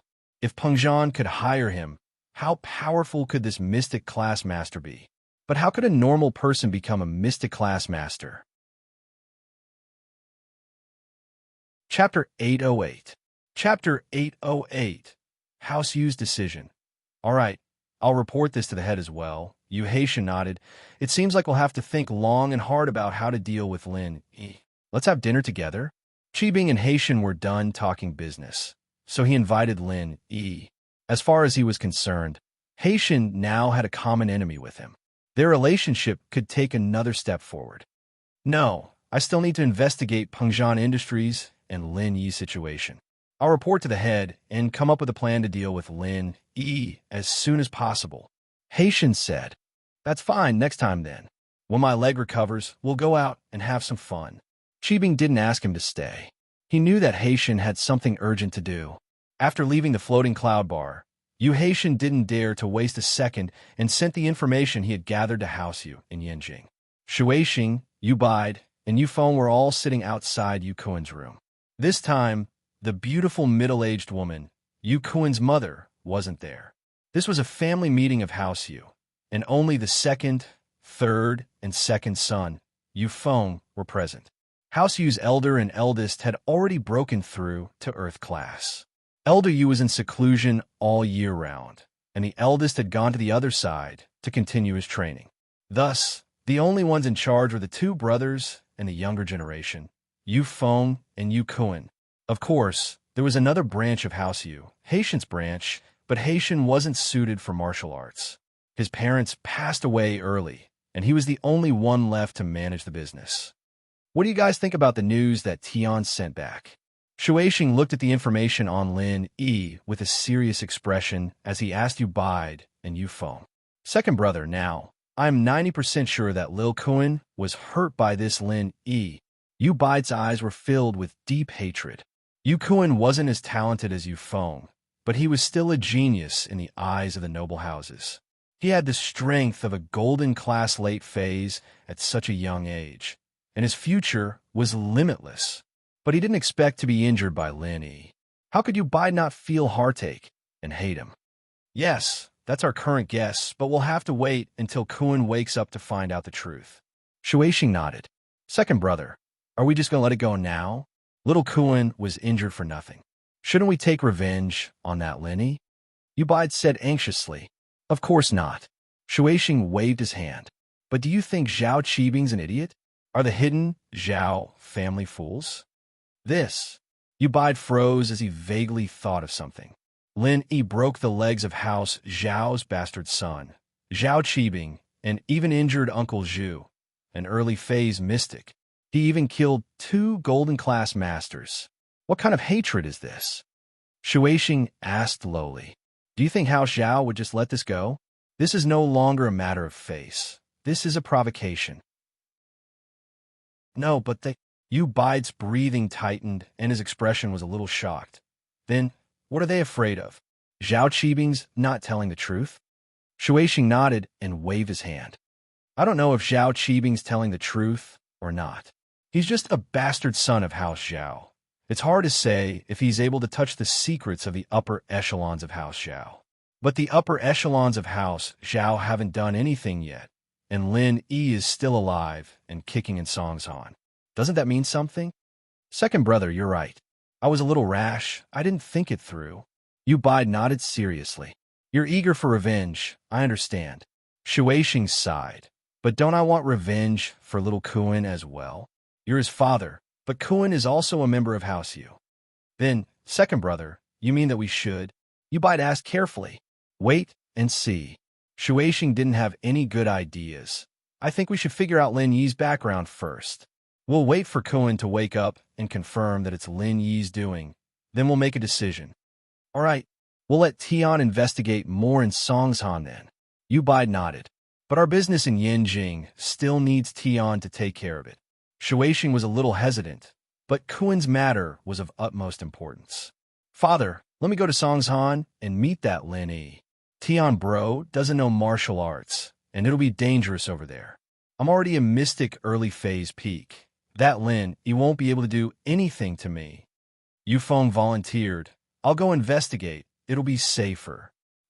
Shueishing didn't think that Yufeng would volunteer to go to Songshan to investigate. Using him to replace Yu Haitian wasn't a bad choice, but Shueishing was afraid that Yufeng would cause some trouble. He was young, after all, and hadn't gone on many missions. He'd been training at home all this time. But thinking of Yufeng's current strength, Shueishing didn't think that there was anything to worry about. He was a mystic early phase peak, and Lin Yi was most likely an early phase as well. Otherwise, he wouldn't have been able to fight evenly with Uncle Zhu. Shueishing didn't think that it was because Lin Yi didn't dare kill Uncle Zhu. If he was afraid of offending House Zhao, then he wouldn't have killed the 2 golden class masters. Kuan's case was the same. Lin Yi's strength had just entered the mystic class, and it wasn't stable yet. Even Kuan didn't die. As for the 2 golden class masters from House Zhao, they died from an accident. From Shueishing's point of view, Lin Yi must have used some sort of plan. With Yufeng's strength, it wouldn't be a problem for him to dominate Songshan. Father, there's no one more suitable than me. You and third uncle can't go yourselves, can you? Yufeng said. All right, you can go, but your main mission is to find out more about Lin Yi, not to cause trouble. Don't get into any conflict with him. Shueishing hesitated before agreeing. Of course I won't cause trouble, but I'm afraid that he'll cause trouble for me. That's even better. I won't have to find an excuse. I'll kill him with one slap and avenge Kuan. Yufeng said proudly. Let's try not to get into a conflict. Shueishing didn't say anything definite. If it was really as Yufeng said, and he was bullied, he couldn't just not fight back, could he? No one would be able to say anything even if he was beaten to death. Even if Lin Yi had a background, House Yu wasn't a pushover. If he was beaten to death, then so be it. Who would dare do anything? With that thought, Shueishing calmed down. Chapter 809. The orphanage's worries in the orphanage. The dean and Xiaoka were sitting opposite each other in her room. Xiaoka asked impatiently, Master, what is that hidden house Zhao? Why is that Zhao Qibing so arrogant? Hidden house, Zhao. The dean sighed. You've heard of the 4 big and 5 small noble houses, right? Of course I've heard of it. They're very rich and powerful. Xiaoka said enviously, if I knew where their hometown is, I could go there and we wouldn't have to worry about our living expenses anymore. Nonsense. Is it a place you can go? The dean glared at Xiaoka and scolded seriously. If you go, you won't be able to come back. Is it that serious? Xiaoka stuck her tongue out in fear. I'm just saying it casually. You can't just say it. Do you know how strong these noble houses are? They have a lot of golden class masters and even mystic class masters. How many lives do you have to go there? The dean scolded. Don't do anything irrational. Oh, I understand. Xiaoka nodded, feeling a bit regretful. If only she could go steal from them once. She asked, is that hidden house Zhao one of the 4 big and 5 small noble houses? No, they're from a hidden house, even scarier than the 4 big and 5 small noble houses. The dean shook her head. There are many masters in the hidden house, but I heard that they don't care about the common world. Otherwise, the 4 big and 5 small noble houses wouldn't be considered a noble house. If that's the case, why is that Zhao Qibing here? He's not lying, is he? Xiaoka heard the dean's words and asked curiously. I can't be sure whether it's a lie or not. We can only take it one step at a time. If he really sends an expert over, your master's meager strength won't be enough to deal with him. The old principal shook his head. Then aren't they being too much of a bully? Why? Then what about the children in the orphanage? Xiaoka was a little pissed off. She wasn't happy at all. Bully? I guess so, but what can we do? You're no match for him at all. The old dean sighed. Moreover, my identity cannot be exposed. Otherwise, there will be big trouble, master. Back then, you... Xiaoka wanted to say something, but stopped. She'd asked many times before, but her master was always vague about it. He didn't say a word about what happened back then. Xiaoka was very curious. You better not know about these things, the master said faintly. Otherwise, you will be in trouble. Oh, Xiaoka was curious, but she shut her mouth after hearing her master's words. The case of the kidney trafficking organization finally came to an end. The main culprit, Tattooed Bro, was sent to the court. Pin Liang and Zhang Wen, as the victims, testified against the kidney trafficking organization in court. Zhang Wen felt disgusted and amused. The kidney trafficking company was his, but he had to prove that he was a criminal. Pin Liang saw that Zhang Wen was a victim in court as well. He was surprised, but at the same time, he was overjoyed. Zhang Wen's kidney was taken too? Wasn't he the one who controlled the kidney trafficking company? How did he become a victim too? What a karma. Zhang Wen tricked him to death, and he finally got his retribution. His kidney was taken too. Pin Liang didn't think it was possible, but since Zhang Wen was here as a witness, the police must have confirmed it. His kidney had been cut off as well. After returning from the court, Zhang Wen was finally free from the police's surveillance. The first thing he did was call Zhong Pin Liang. In court, he saw that Pin Liang kept looking at him with a weird expression. He panicked. He hoped that Pin Liang wouldn't spill the beans. Luckily, Pin Liang only smiled weirdly and didn't say anything inappropriate. Zhang Wen didn't know what Pin Liang was trying to express. Was it sympathy? Was it weird? Or was it gloating? Zhang Wen knew that in Pin Liang's heart, he must hate him for taking away one of his kidneys. But now that he accidentally gave his kidney to Pin Liang, he should be appeased, right? However, no matter what Pin Liang was thinking, Zhang Wen decided to contact Pin Liang immediately and ask for his kidney back. Although he could buy another kidney, it wouldn't be as good as the original one. Xiaofu accompanied Pin Liang back home. Pin Liang had been tormented quite a bit recently, and the first thing he did when he got home was take a shower to wash away the bad luck. With Miracle Dr. Kang's golden creation medicine, his wounds were already healed, and Pin Liang's body was recovering quite well. Liang bro, this Zhang Wen thing is quite weird. His kidney was taken too? Isn't he the one who controls the kidney trafficking company? Xiaofu asked curiously. Who knows? But it's good now. Not only did he lose the kidney trafficking company, but he also lost his kidney. I feel better now. Pin Liang nodded. Right. How's Lenny recently? Same as always. He's very powerful in school. No one dares to mess with him. Xiaofu sighed. Right, Liang bro, when is Naipeo coming back? When he comes back, we can have our revenge. I'm not sure yet. If we're not busy these few days, we can go up the mountain to see if he needs any help, Pin Liang said. Okay, I want to see how Naipeo is doing too. Xiaofu nodded. He was looking forward to Naipeo's return. The two were talking when Pin Liang's phone rang. He looked at the caller ID and saw that it was an unknown number. He picked it up. Hello, I'm Pin Liang. Who's this? Liang, I'm Zhang Wen. Jiang Wen sounded very friendly. Oh, Wen bro. What's up? Pin Liang's face changed. Why was Jiang Wen calling him? Why was he looking for him? Hey, Liang, I have something important to tell you. Jiang Wen didn't hear the unfriendliness in Pin Liang's tone. He couldn't see Pin Liang's expression, so he continued. How's your kidney? Did anything happen? Chapter 810. Chapter 0810. Gao Xiaofu's dirty move. Liang, I'll be honest with you. I wanted to give Lin Yi's kidney to you, but that Lin Yi kid was too cunning.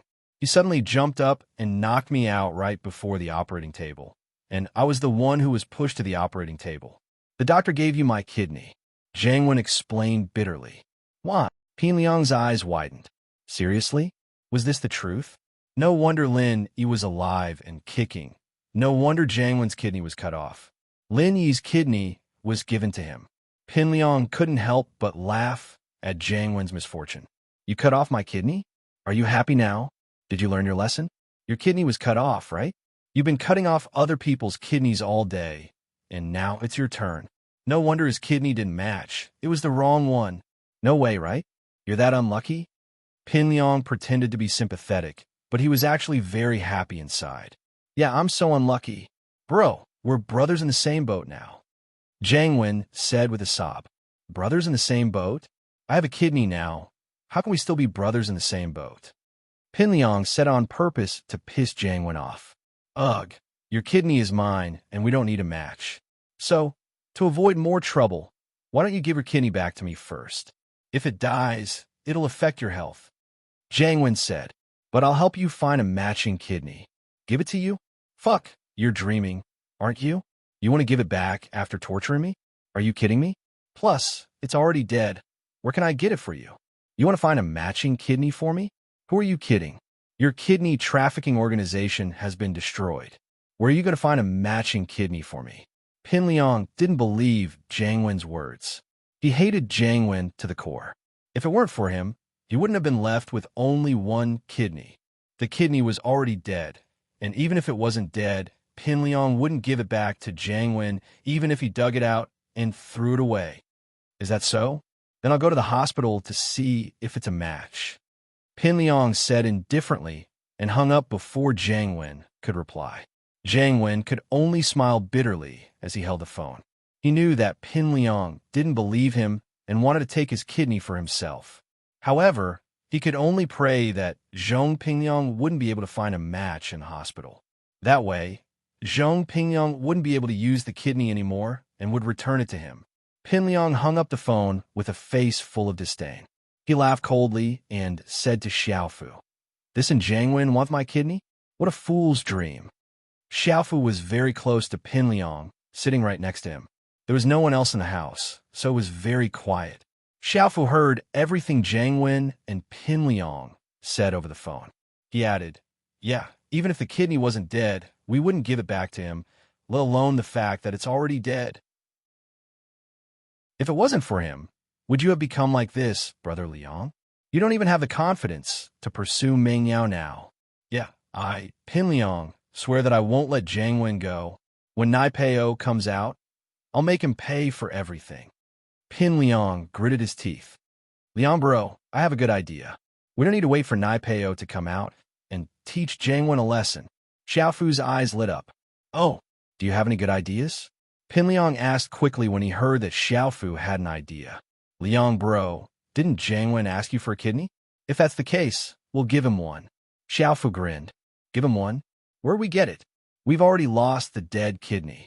Pin Liang didn't understand. Besides, even if I had one, I wouldn't give it back to him. I hate him so much. Why would I give him a kidney? Liang bro, let me finish first. Xiaofu lowered his voice and said mysteriously, I said we'll give him one kidney, not the original one. We can give him another kidney. I heard that dog and pig kidneys look similar to human kidneys. We'll give him a dog kidney. Ha! Oh, that's a good idea, but will it match? Pin Liang's eyes lit up. Who cares? It's best if he's not a good match. We'll torture him a little and let him enjoy the pain of having his kidney removed after a kidney transplant. By then, he'll be stabbed 3 times too. Gao Xiaofu said sinisterly. Yeah, why didn't I think of that? Pin Liang was overjoyed at Xiaofu's suggestion. We'll give him a dog kidney. But will the doctor be able to see through the flaws during the kidney transplant? Well, Xiaofu thought about it and said, we'll go look for this doctor.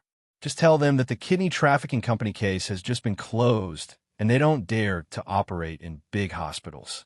Also, Jiang Wen's kidney trafficking company has been destroyed, so he must have no more doctors in his place. You're right. Haha, Jiang Wen, how dare you set me up? I'll give you a dog kidney and make you feel good. Pin Liang was overjoyed at the thought of setting Jiang Wen up. Xiaofu, I've just recovered from a serious illness, and I can't go out. I'll leave this to you. Contact a reliable illegal clinic and get a wild dog, preferably one with rabies. Haha. Don't worry, Liang bro, that's easy. I'll take care of it. Xiaofu patted his chest and promised. Yeah, I still have 30,000 in my bank card. It should be enough.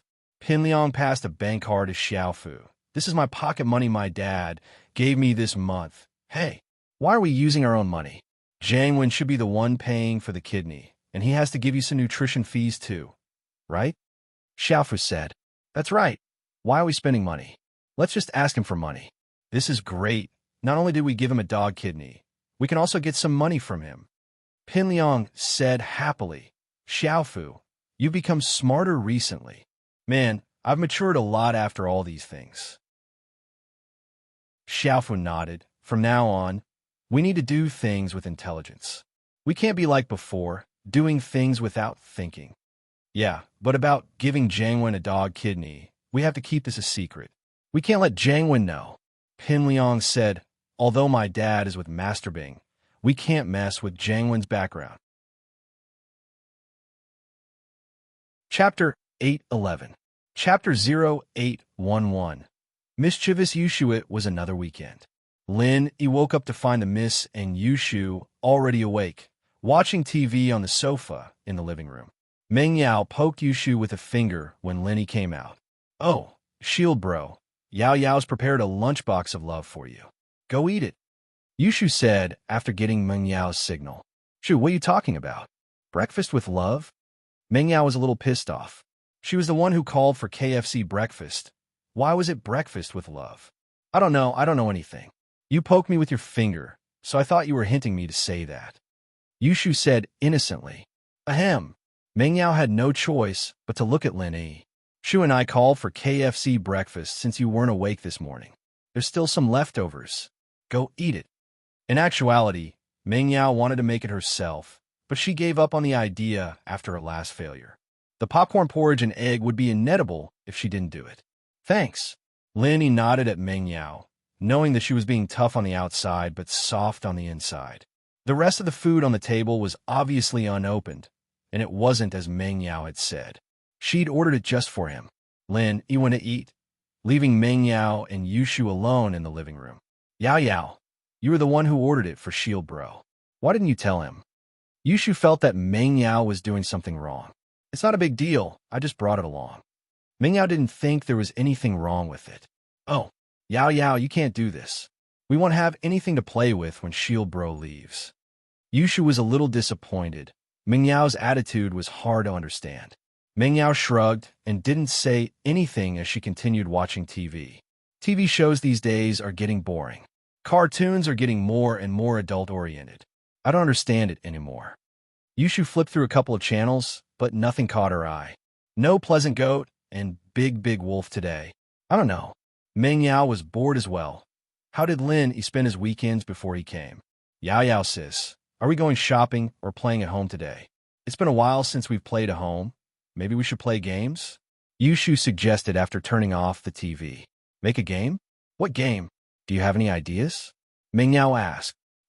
Yushu couldn't think of anything to play with when she saw Lin Yi walking over after finishing his breakfast. Lin Yi was a fast eater, especially since he didn't have a lot for breakfast. Shield Bro, this is so boring. Do you have any fun suggestions? Yushu looked at Lin Yi. What are you playing? It's May Day soon. Let's work. Lin Yi said as he looked at the villa's windows. The windows are dirty. Let's clean up the villa if we have time. Oh, Yao Yao sis, let's do some work then? It sounds fun. Yushu thought that would be fun to play with Lin. Okay. Meng Yao nodded. Fauber used to hire cleaners to clean the villa, and she had never done it herself before. Meng Yao heard that all virtuous women knew how to do housework, so it wasn't a bad idea to do it herself. Meng Yao and Yushu, on the other hand, went upstairs to change into sportswear. Lin Yi, on the other hand, went to the storage room at the back of the villa to find 2 water hoses for watering the plants and washing the cars. They weren't high-pressure hoses, but they were more than enough to clean up the house. Chill, bro. What do you need us to do? Yushu asked impatiently. She had never cleaned a house herself before. I'll go get rid of the weeds. You 2 have a water cannon each. You just need to wash the villa. Lin Yi gave the 2 girls some simple jobs, telling them to get rid of the weeds. Lin Yi wasn't at ease. He didn't want the weeds to get rid of them and ruin the good lawn instead. Oh, okay. Yushu tried it out. It was really fun. It was like the water cannon she played with when she was young. Yao sis, cleaning a house is so fun. Don't talk. Let's get to work. Meng Yao thought that it was fun. It was as if she had returned to her childhood. She and Yushu had a water cannon each, and they would shoot water all over each other. In the end, both of them were drenched and had to go home to take a hot shower. The 2 of them had been bathing in the same tub, and for some reason, they'd gotten into a fight again, filling the bathroom with water. Neither of them had cleaned it up, and Pengzhan had slipped and fallen when he went to the washroom that night. I'm a painter. I'm good at painting. I want to make the new house more beautiful. After painting the roof, I'll paint the walls. Yushu sang happily. She was so excited that the water cannon tilted, and the water that hit the villa's wall reflected back at Meng Yao's face. Shoo! Meng Yao's face was full of water, and she was a little angry. What are you doing? Why did you shoot me with the water cannon? Oh, Yao sis, I'm sorry. I didn't do it on purpose. Yushu looked at Meng Yao's wet face. She found it funny, but she held back her laughter and apologized carefully.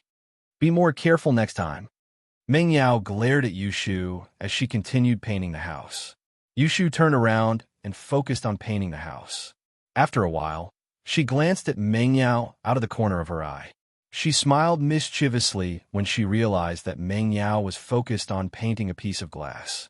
She pretended that it wasn't a big deal, and with a tilt of her hand, the water shot back at Meng Yao again like it was raining cats and dogs. Shoo!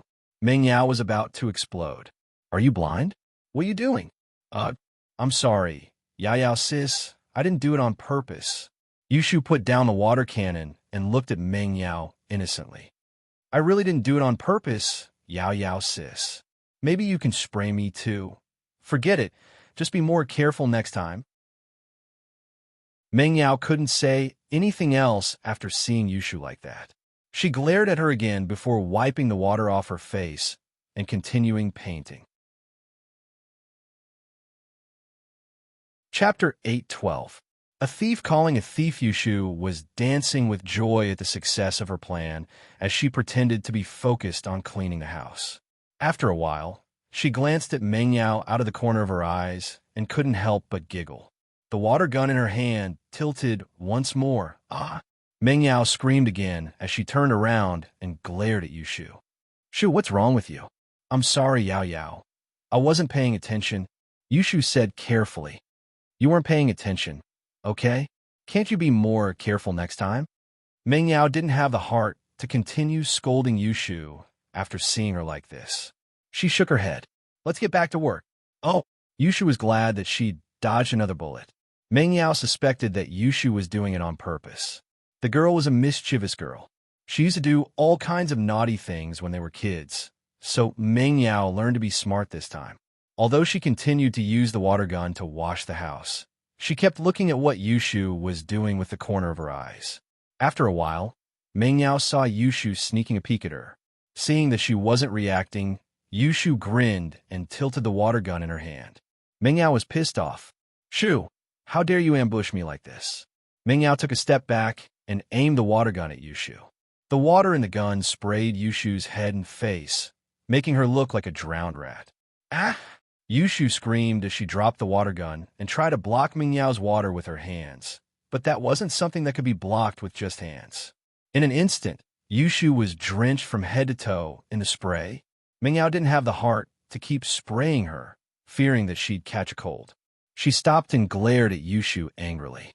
Yao Yao, why did you pour water on me? Whoa, you're killing me. Yushu wiped the water off her head as if she'd just walked out of the rain. Little Shu, how dare you call someone else a thief? What did you come here for?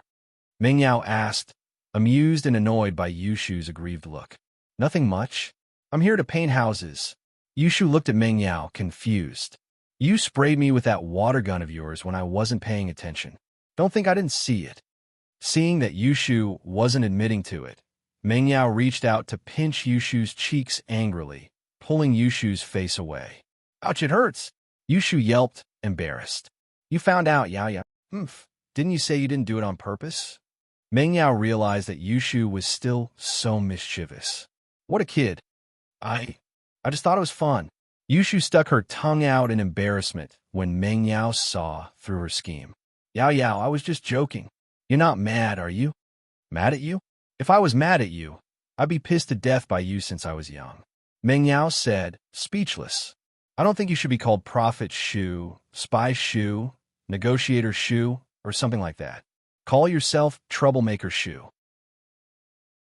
Hurry up and paint the walls. Oh, Yao Yao, you know me so well. Why don't we have a water fight first? It's been a long time, more than 10 years, right? Yushu said with nostalgia. Play? Ming Yao was actually quite lonely. She didn't have much to do, and she didn't have many entertainment activities. Other than watching TV with Shu at home and playing video games, she rarely went to any entertainment places. One reason was that the two of them were in their 12th year of high school. They didn't have much time to play outside of studying, and the other reason was that the entertainment places were filled with all sorts of people. Ming Yao and Yushu didn't really dare go there. Now that they had Lin Yi, it wasn't a problem, but where would they get the chance to go? So, Yushu's suggestion of a water fight moved Ming Yao. How do you want to play? Let's continue painting the walls, and then secretly spray each other with the water gun. Let's see who has faster reflexes. Yushu suggested. Ming Yao was speechless. Sneak attack? She really wasn't Yushu's match. But seeing how excited Shu was, Ming Yao didn't want to reject. The two of them really didn't have much fun, so she nodded. All right, but let's make this clear. Spray once is enough. We can't keep on spraying. Okay. Are we starting? Yushu nodded excitedly. Not yet. We'll start when I say so. Ming Yao wanted to take the initiative. Oh, okay. Yushu continued painting the walls of the villa, and she kept looking at Ming Yao. She panicked when she saw Ming Yao seriously painting the walls. Why wasn't she starting yet? Did Sister Yao Yao forget that we're going to have a water fight? Yushu was panicking. She was just about to ask when Ming Yao said, let's start. Yushu froze, and before she could react, Ming Yao sprayed water all over her face. She screamed, Yao Yao, you're cheating. I need to use extreme methods to deal with troublemakers like you. How else would I get to spray you?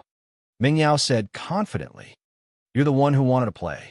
Haven't you heard of the saying, all's fair in war? Oh, okay then. Yushu could only accept her bad luck. Let's continue. And so, Yushu and Ming Yao continued playing with the water gun. Both of them had wins and losses, but they were having a lot of fun. Lin Yi, on the other hand, saw the miss in Yushu playing with the lawnmower. He didn't pay much attention to them, though. After all, the two of them had been cooped up in the house for too long. They needed to find a way to vent. Otherwise, the boring 12th grade life would suffocate them to death. Lin Yi, on the other hand, had too many things to do every day. He didn't think that it was inappropriate, but the miss and Yushu were different. Lin Yi, naturally, wouldn't interfere with the two girls' occasional venting. He didn't need them to do any manual labor. It was outside the villa. Anyway, it didn't matter if it was clean or not. Chapter 813. Chapter 0813. Sneak attack on Lenny, huh? Ming Yao paused. Sneak attack on Lenny? With a water gun? That's not good, is it? Why not? We can do it secretly and pretend that we didn't do it on purpose, right? Yushu smiled mischievously. Ming Yao frowned. He's weeding. How can we mess around with him? It's fine, it's hot now, it's good to get rid of the heat. Look at our clothes. Aren't they drying up? Yushu said as she shook off the sportswear she was wearing. It was fortunate that they were both wearing sportswear. Otherwise, they'd be completely exposed if they'd only worn a thin shirt at home. That's not good, is it? Meng Yao wasn't as crazy as Yushu. Aya, Yao Yao, think about it. You've already sprayed Shield Bro's face all over in the hospital. What's the difference now? Yushu said to Meng Yao. What are you talking about? Meng Yao was a little embarrassed when Yushu brought up that embarrassing moment. She glared at Yushu as if someone stepped on her tail. Don't ever bring that up again. Oh, Yao Yao sis, don't be shy. I heard that a lot of guys like this. I think it's called Tide or something. Maybe Shield Bro likes it too. Yushu said, us sisters need to have something special in order to defeat Tanyan. If you continue talking nonsense, I'm going to ignore you. Meng Yao reached out to pinch Yushu's face. Shu, you've become more perverted recently. You weren't like this before? Oh, maybe I'm entering puberty. Yushu said casually. Puberty? Shu, I don't want to hurt your feelings, but you're already 18. Meng Yao looked at Yushu and shook her head. Look at your breasts, they've stopped developing. It means that you're done with puberty. Says who? Impossible? I thought they got bigger yesterday. Yushu puffed her chest out, almost bursting her sportswear out of the way. Meng Yao was envious. Why was Shu's breasts so big? Wouldn't he be perfect if he shared a little with himself? Meng Yao said jealously. That's because you've been eating too much lately. You've gotten fatter. Oh, okay. My boobs are getting bigger. Yushu nodded. Meng Yao gritted her teeth. What was the difference between a fat chest and a big chest? The topic has gone astray. Anyway, I don't want to scold Lin Yi. Oh, Yao Yao, if you don't want to come, I'll come myself. But you have to keep it a secret from me, Yushu said. All right, Meng Yao nodded. She didn't want to get involved, so she just watched as Yushu messed around. Lin Yi, on the other hand, was mowing lawn mows. The mower was loud, but he could still hear Meng Yao and Yushu's conversation. He felt that these two girls were quite cute, and he'd be able to enjoy life if he could guard them every day. At first, Lin Yi didn't care when he saw Meng Yao and Yushu playing with a water gun, but he didn't expect Shu to change her target to him. Lin Yi didn't know whether to laugh or cry, but he pretended that he didn't hear anything and continued mowing. Yushu and Meng Yao continued mowing the wall, but Yushu was already looking for a chance to spray Lin Yi with a water gun. Yao Yao, look at that wall. It's very dirty. The water gun doesn't seem to have enough pressure. It can't wash it. With that, Yushu raised the water gun as high as she could, as if she was trying her best to make the gun shoot higher and farther. A stream of water shot towards the lawn where Lin Yi was. However, just when the water was about to hit Lin Yi moved slightly, as if he had just mowed the grass. The water sprayed all over the lawn, but there was no water on Lin Yi at all. Yushu didn't expect Lin Yi to be so lucky. He dodged the water just when it was about to hit him. Before, Yushu had been observing Lin Yi secretly. She noticed that Lin Yi had a pattern when he mowed the grass. After changing a position, he would stay at the same place for a while. The interval was about 5 minutes. However, who would have thought that Lin Yi's mowing time was shortened this time? It only took him 3 minutes. What's wrong? Lin Yi turned his head and looked at Yushu and Meng Yao. What are you guys doing? Nothing. Shu wanted to wash the wall a little higher and didn't control her strength well. Meng Yao explained nervously when she heard Lin Yi's question. Oh, Lin Yi nodded and didn't say anything else. He turned back and continued mowing. Meng Yao glared at Yushu. She thought, you caused trouble, and you want me to explain for you? Yushu stuck her tongue out. I didn't aim well this time, but I won't next time. Meng Yao didn't say anything and continued to clean the wall. Yushu, on the other hand, continued to observe Lin Yi as she cleaned the wall. This time, Yushu didn't notify Lin Yi in advance. She didn't want to explain that the wall was a little dirty like last time. Instead, she suddenly changed the direction of the water gun and sprayed it at Lin Yi. However, this time, Lin Yi coincidentally squatted down as if he was checking the condition of the grass under him. He dodged Yushu's water gun directly. The water from the water gun swept over Lin Yi's head. Only a few drops of water fell on Lin Yi's back. It didn't seem to affect him much. Huh? Yushu was surprised. How is that possible? Shield Bro dodged it again? But how could it be so coincidental? Shield Bro is so lucky. Ming Yao frowned. She seemed to have sensed something. Perhaps Lin Yi did it on purpose? She thought that Lin Yi's skills were more than enough to dodge the water spray. All right, Shu, stop messing around. Oh, Yushu wasn't satisfied, but there was nothing she could do after hearing Ming Yao's words. She could only nod. After a while, Yushu wasn't willing to give up. She didn't believe that it would be a coincidence every time. She didn't believe that Lin Yi could dodge her water gun every time. So, she continued to observe Lin Yi. It wasn't long before she found a new opportunity. She saw Lin Yi turn around and start removing the weeds in another part of the field. Yushu felt that this was her chance. Lin Yi couldn't have eyes on his back, could he? Chapter 814. Reality and Ideals, but Yushu was going to be disappointed again. This time, Lin Yi coincidentally turned around and went to Yushu's yellow beetle. He opened the door and got in. As a result, not a single drop of water fell on Lin Yi's body. It was all blocked by the car, and Lin Yi didn't get wet at all. Ah! Yushu was going crazy. How is this possible? How is this possible? Why was Shield Bro so lucky? Shu, stop messing around. Lin Yi must have noticed you already. Ming Yao's suspicions were confirmed after seeing the current situation. Lin Yi must have noticed Shu's intentions, but he couldn't say anything about it. That was why he dodged the attacks of the water. But why does he have eyes on the back of his head? Yushu couldn't believe it. I don't know, but I think Lin Yi isn't a normal person. Ming Yao shook her head and looked at Lin Yi's direction. She could see a handsome face through the window of the beetle. His eyes were dazed. The more she looked at this man, the more comfortable she felt. She didn't feel repulsed when she first saw him. Now, she felt that Lin Yi wasn't a country bumpkin at all. He didn't look like a laborer.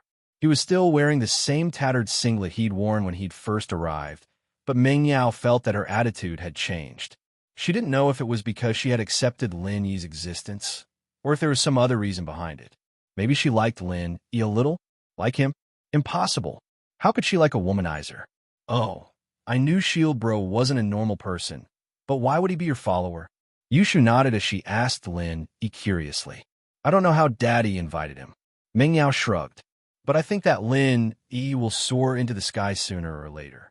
We need to cherish the time we have now. Maybe one day, Lin Yi won't be in this villa anymore. Oh, then Yao sis, do you want to keep Shield Bro? Yushu nodded, not really understanding. This is not something we can decide. Can $30,000 really keep him? Even $300,000 isn't enough for him to leave. Ming Yao shook her head. Oh, I don't understand. I only know that Yao sis has become Shield Bro's first wife, and he can only stay in the villa. Yushu said, I don't think that money is important anymore. What? That's easy. Ming Yao smiled. Lin Yi has a girlfriend. But don't all powerful men have several wives? Aren't we going to marry the same man? Yushu asked. There's always a difference between reality and dreams. Ming Yao pinched Yushu's cheek. It felt really good after pinching her cheeks a couple of times. They were chubby and easy to pinch. Oh, Yushu watched as Lin Yi drove the car from one side of the lawn to the other. She felt that Shield Bro could predict the future. He was even better than her. Shield Bro, what are you doing?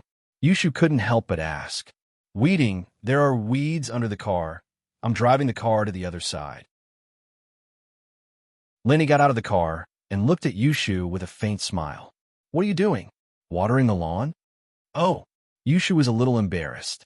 She could tell from Lin Yi's expression that Lin Yi had found out about her naughtiness.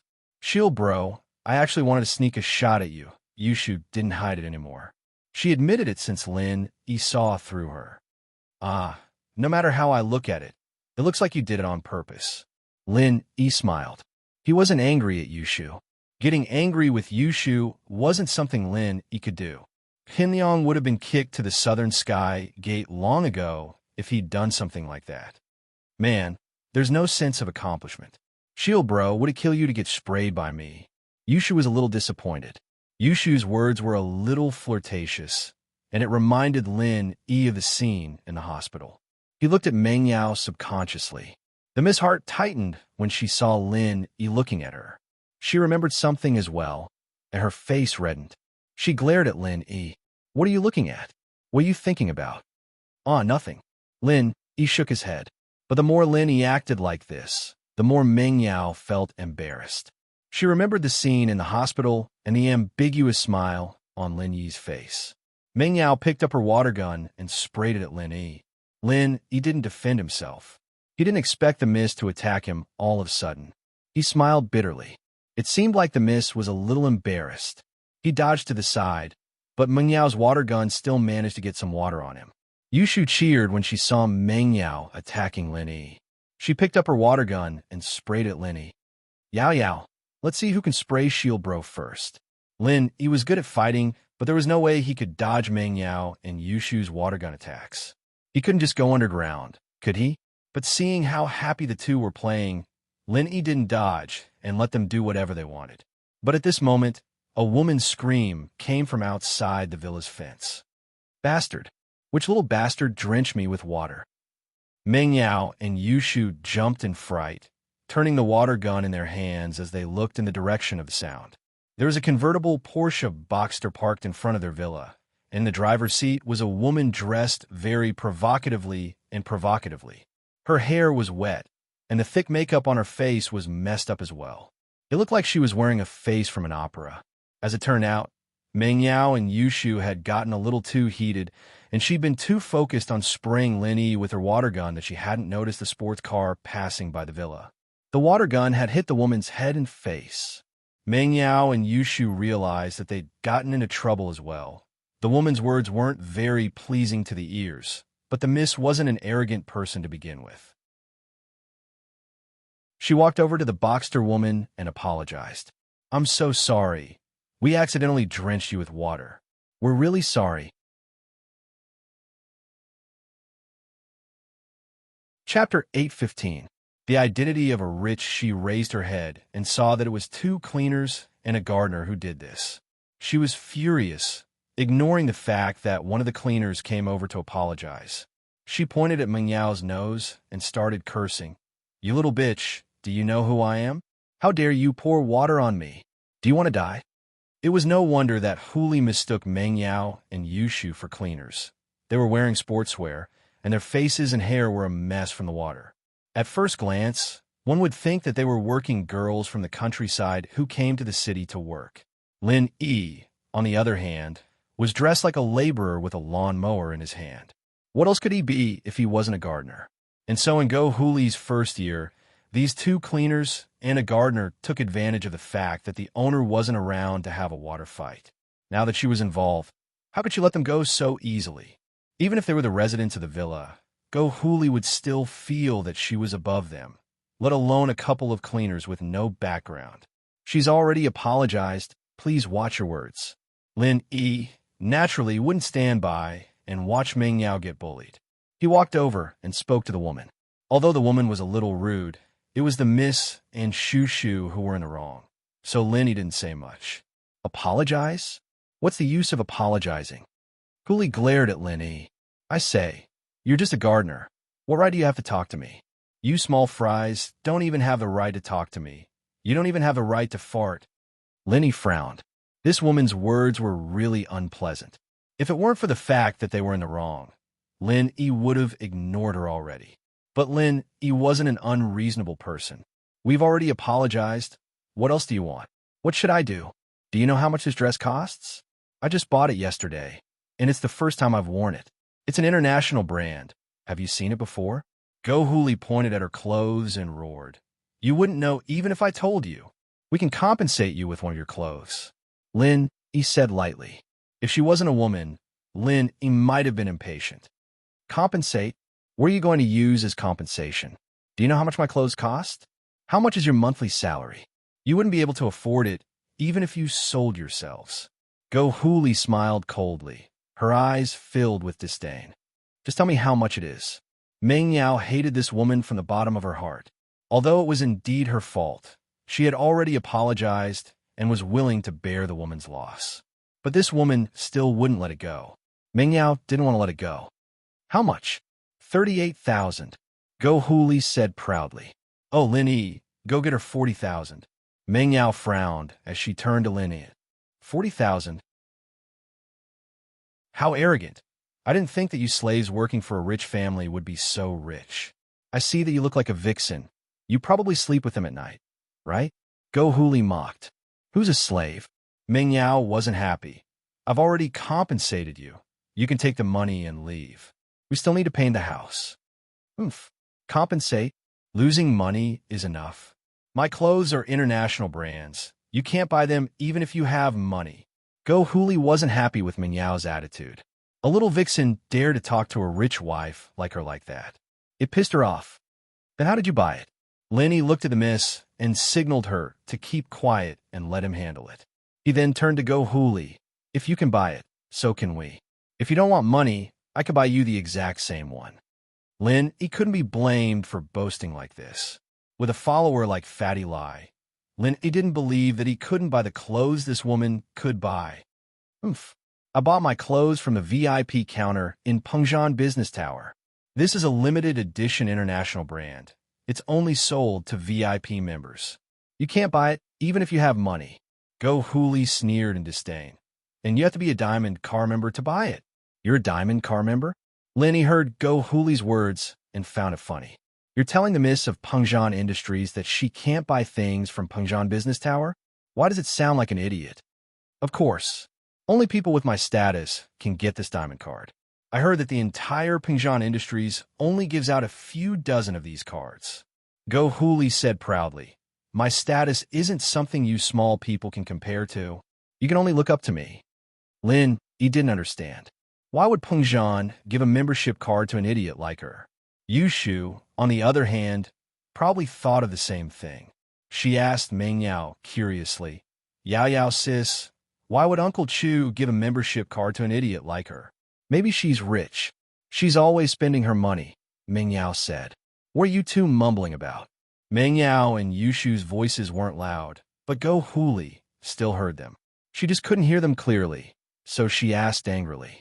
Then, may I ask who are you? Lin, he didn't give Go Huli a chance to ask. Me? I'm from Yinjing. Go Huli patted her Porsche Boxster. See? Yinjing's license plate, 8,888. Only rich people like us can get a plate like this. You little bums from small places can never understand the life of the upper class. Oh, that's amazing. Lin, he nodded cooperatively. All right, you're done acting cool. Now, let's talk about your clothes. Who are you calling acting cool? Go Huli heard Lin Yi's sarcasm and became furious. What did he mean by acting cool? Although she was acting cool and enjoyed the process of stepping on small people, Lin Yi's words made her lose face. It's nothing. Do you want to solve your clothes or not? Lin Yi asked. Chapter 816. Terms of the bet: she had just bought a villa in this district, but it was a second-hand villa and the previous owner hadn't lived here for a long time. She noticed that the villa was very dusty and the yard was full of weeds. So, she wanted Meng Yao, Yushu, and Lin Yi to work for her for free. This way, she could humiliate them. You can find a cleaner to do it. We'll pay for it. Lin Yi said faintly. Pay? Oomph. You don't want to do it? Fine, then buy me a set of clothes that looks exactly like it. Go Huli acted like she had Lin Yi in the bag. Go buy it? Only Diamond Card members can buy it. Oh, then if we buy it, will we just forget about it? Lin, he couldn't be bothered to argue with this shrew. Forget about it? Oomph, if you guys can buy it, I'll pull my head off. Go Huli knew very well what was going on with the clothes, so she dared to say something like that. When she bought it yesterday, other than the sample in the display window, this was the only one left. Pengjian Commercial Building wouldn't sell the sample in the display window, and normal staff didn't have the authority to open the display window. The display window had a fixed period of time, and they wouldn't open it before the expiration date. That was why Go Huli dared to say that if Lin Yi could buy it, she would pull her head off. Of course, this wasn't just for show. She was going to give Lin Yi even harsher terms later on. Oh, this is fun. Yao Yao sis, can people still live after they pull their heads off? Yushu asked curiously. I don't know. Maybe some people have special abilities? I heard that some people can separate their heads from their bodies. Ming Yao shook her head. Oh, that's fun. Shield bro. Hurry up and buy her the same set of clothes and let her pull her head off? Yushu said expectantly. Oomph. Wait, what if you can't buy the exact same clothes? Go Huli was annoyed at Yushu's words, but for the sake of what she was going to say next, she had to hold it in. Oh, but we don't know how to twist our heads off. We'd be dead if we did, Yushu said, shaking her head. Oomph. I don't want you to break your heads. As long as you can't buy the same clothes as mine, then you have to be free labor for my family for a year. How about that? You have to clean my house and weed every day. Whatever I tell you do, you have to do it. Go Huli said. Okay, let's go buy it then. I want to see the head-twisting performance. Yushu nodded eagerly, agreeing to Huli's request. Lin Yi wanted to negotiate a little more, because Lin Yi didn't like to do things he wasn't sure of.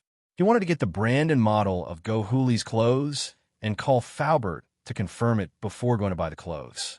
But Yushu had already agreed, so Lin Yi couldn't change it. Even if Pingzhan Business Building was gone, Lin Yi could still order Fatty Lai to buy the clothes. There wasn't a time limit anyway, so it was a loophole that could be exploited. Let's go, what are you waiting for? Come with me to buy clothes. Go Huli laughed coldly, right? How are you guys going? My car can't fit so many of you. We have a car. Lin Yi pointed at Meng Yao's beetle and said to Go Huli. Go Huli looked at the beetle. Although she was surprised, she didn't think too much about it. Your master is quite rich, isn't he? He bought a car for you slaves. Not bad. It's for you to buy groceries, isn't it? Meng Yao glared at Go Huli and didn't say anything. It was useless to say anything now. They had to buy the clothes first. Meng Yao and Yushu got on the beetle, and Lin Yi drove out of the villa, following Go Huli's Boxster to the business district. It was the weekend, so the business district was full of cars. There were no more parking spaces in front of Pingzhan Business Building, but Go Huli had a membership card. She got off the car and waved the diamond card in her hand, showing off to Lin Yi. I'm a member here, so I can park in the special underground parking lot. There are always empty spaces. You guys find a place to park, but be careful not to get stickers. With that, Go Huli returned to the car and drove to the underground parking lot of Pingzhan Commercial Building. However, Lin Yi didn't look for a parking space. He followed Go Huli into the underground parking lot. Go Huli laughed coldly in her heart. Follow him. Although my diamond car allows me to bring a car with me, I won't let you use it. You guys will be kicked out by the security later. It'll be so embarrassing. Miss, are you a VIP of Pingzhan Business Building? Go Huli drove the car to the fence of the underground parking lot, and a security guard walked over and asked respectfully. Of course. Go Huli took out her membership card and said, I have a diamond card. Welcome, respected diamond VIP, Ms. Go. The guard took Huli's card and swiped it on the machine on the side. Huli's information was displayed. Diamond VIPs were rare, so the security guard was very respectful. These diamond VIPs were all rich and powerful people, and one look at Go Huli and they knew that she wasn't someone to be messed with. Excuse me, is the car behind you with you, Miss Go? The security guard looked at the beetle behind Go Huli's car and asked, You have a diamond card, so you can bring another car into the parking lot for free. This is your privilege. No, it has nothing to do with me. Go Huli took back her membership card and purposely raised her voice so that Lin Yi and the others could hear her. She wanted to humiliate Lin Yi and the others, to let these lowly servants know the difference between them and rich people like her, the difference between them and high-class people. Okay, please take care. The security guard nodded and opened the fence, allowing Go Huli's car to drive into the underground VIP parking lot of Pingzhan Business Building. However, after Go Huli drove the car over the fence and entered the parking lot, she didn't look for a parking space immediately. Instead, she parked the car at the side and waited to see Lin Yi and the others make a fool of themselves. She wanted to see how Lin Yi and the others would be kicked out by the security guard.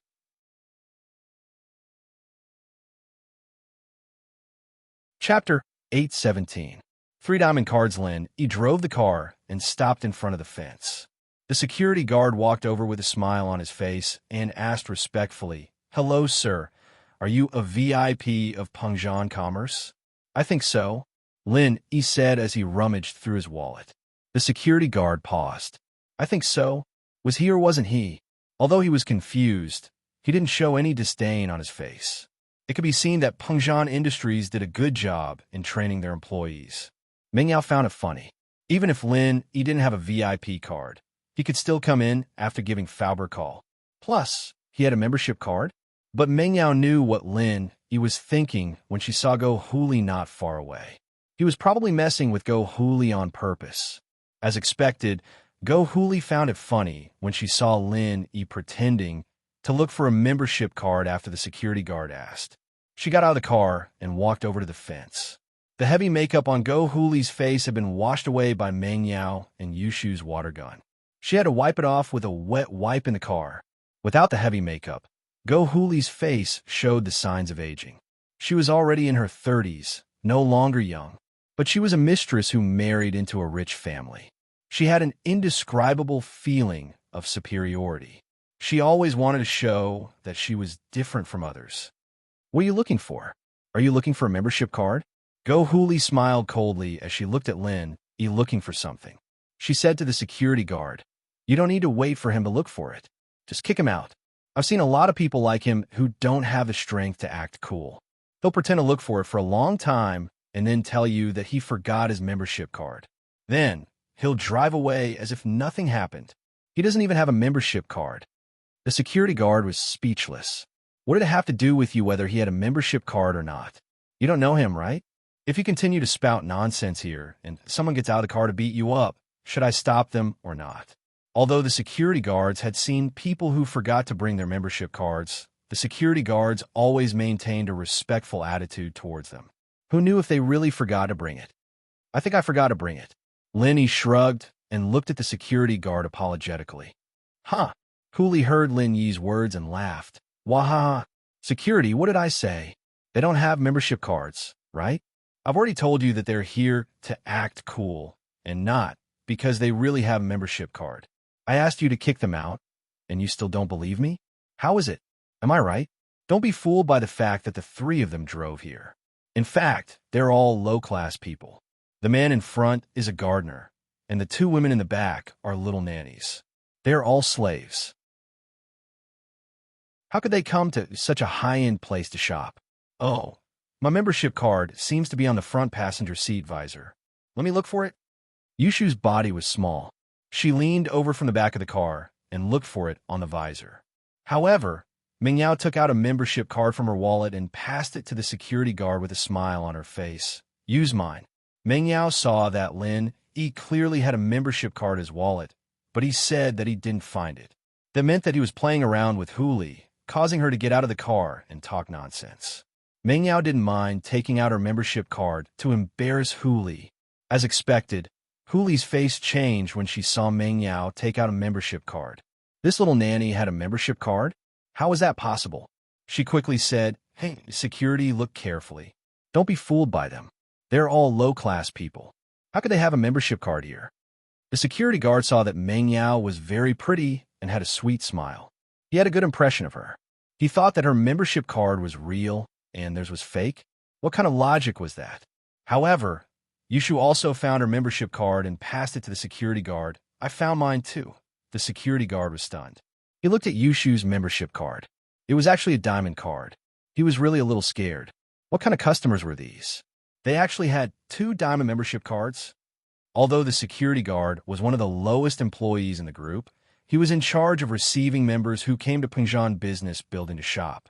He had seen many membership cards, and he knew how rare diamond cards were. Sometimes, he wouldn't even see a diamond card for a few days. But today, the passengers in this inconspicuous beetle actually took out 2 diamond cards. However, what surprised him even more was that Lin Yi also took out a membership card from his wallet and passed it to the security guard. He smiled. "I'm sorry, I found mine too, but it seems like I won't need it anymore." The security guard looked at Lin Yi's membership card. It was actually a diamond card. He was dumbfounded. It can't be, right? 3 diamond membership cards? How is that possible? He couldn't believe what he saw. He rubbed his eyes and confirmed that he didn't see wrongly. He said in shock, "All three are diamond membership cards? One is enough. There's no need for so many." What? Go Hooli heard the security guard's words and was stunned. However, she wouldn't believe that Lin, E, and the others would take out 3 membership cards. She shouted in disbelief, "Ha ha ha ha, isn't this too fake? 3 diamond membership cards? How is that possible? Who are you lying to? Pengjian Business Building only gave out a few dozen diamond membership cards. How can you have 3? Security guard, do you think it's possible?" Although the security guard was confused, he was also shocked by Lin, E, and the others. He couldn't believe that a car could take out 3 membership cards. However, the membership cards didn't look any different from the real ones. So, although the security guard was shocked, he didn't show any abnormal expression. After all, the authenticity of the membership card could be seen by swiping it on the machine. He wasn't in a hurry to verify the authenticity of the card. "Sir, miss, just 1 card is enough." The security guard took the membership card from Meng Yao, who handed it to him first. He swiped it on the machine beside him. Instantly, the card's level and details of the cardholder appeared on the screen.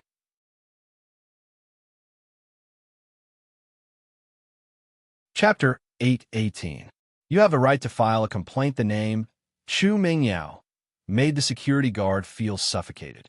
He knew what the fuck was. She was the miss of Pengjian Industries.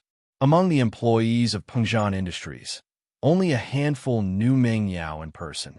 Meng Yao didn't like to appear in public, and she rarely used her miss identity to show off her power in the industries under Pengjian Industries. However, there were many who knew Chu Mingyao's name. As long as they worked in Pengjian Industries for more than half a year, they would have heard of Chu Mingyao. This was also a topic that they would unintentionally bring up when they chatted with their colleagues. Everyone knew that Pengjian had a beautiful daughter named Meng Yao, but not many had seen her in person. That was why everyone was more curious about Meng Yao, and the name was etched into everyone's minds. Although the security guard was one of the lowest positions in Pengjian Industries, he would still talk about Chu Mingyao with his colleagues after meals.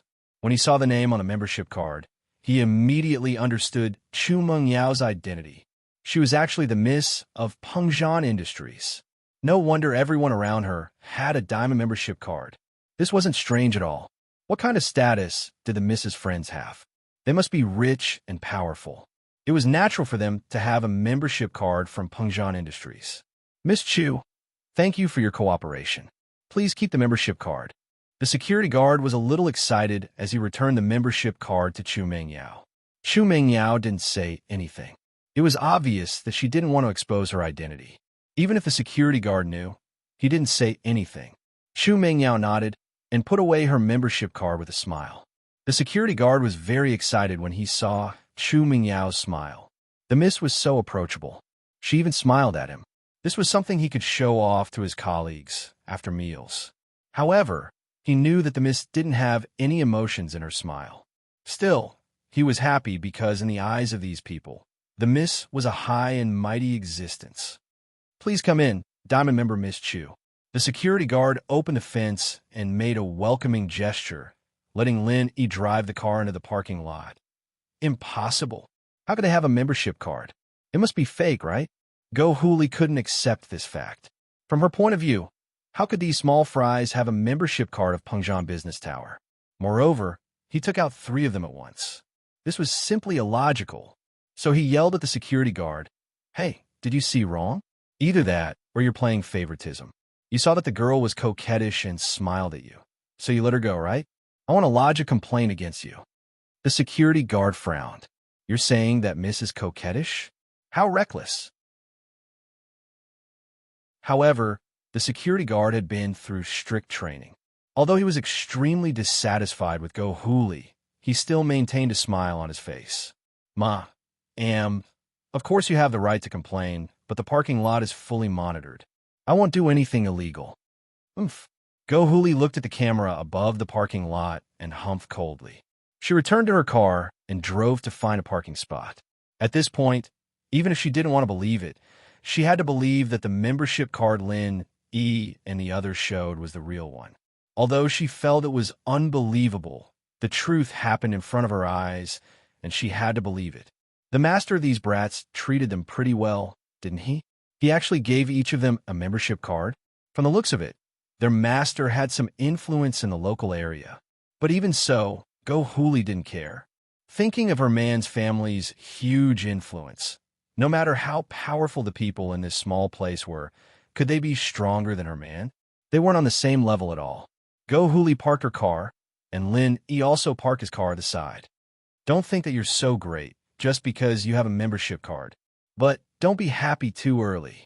Go Hooli had to accept the fact that Lin E and the others had membership cards, but she didn't care. So what if they had membership cards? Clothes were gone, and no one could buy them anymore. Lin E heard Go Hooli's words and couldn't help but frown. Couldn't buy them anymore? Could it be that there was something else hidden in this? But naturally, he wouldn't ask Go Hooli. Since they were already at Pengzhan skyscraper, everything would have to wait until they reached the top. Go Hooli entered the elevator and saw Lin E, Meng Yao, and Yushu following behind her. She couldn't help but laugh coldly. What now? Do you want to embarrass yourself when you go up? Or do you want to go back now? Let me tell you, don't regret it once you go up. Oh, why would I regret it? I've never seen anything like this in my entire life. Yushu was so happy that she was practically dancing with joy at the thought of Go Hooli's head-twisting performance. Since you guys don't know how to appreciate my kindness, then don't blame me for being impolite. When the time comes, you guys will have to work hard. Go Hooli felt that these people were unreasonable, especially Yushu. Why was she acting like a little psycho? The elevator went up slowly and finally stopped at the floor where clothes were sold. Go Hooli stepped out of the elevator first and didn't stop at all. She strode towards the VIP area of luxury goods. Since Lin E and the others didn't know how to appreciate her kindness, then she'd make them give up. Lin E, she seems very confident. Meng Yao said worriedly to Lin, I don't know, but it shouldn't be a problem. If I can't buy it here, I'll think of something else. Lin E shrugged. Naturally, he wouldn't let Meng Yao work for Go Hooli's house. All right, Meng Yao could only nod as she pulled Yushu with her, following Lin E to the luxury goods area. The Miss and Shu would visit here as well. The Miss didn't have much of a concept of brands in her heart, and she wouldn't blindly chase after luxury goods. In her wardrobe, there were more mid-range brands. The Miss was a rather casual person. They came to the luxury goods area, and Go Hooli didn't say much. She found a shop assistant and pointed at her clothes. Do you still have the clothes I'm wearing? The shop assistant looked at Go Hooli's clothes carefully and said, I'm sorry, miss, this style of clothes is sold out.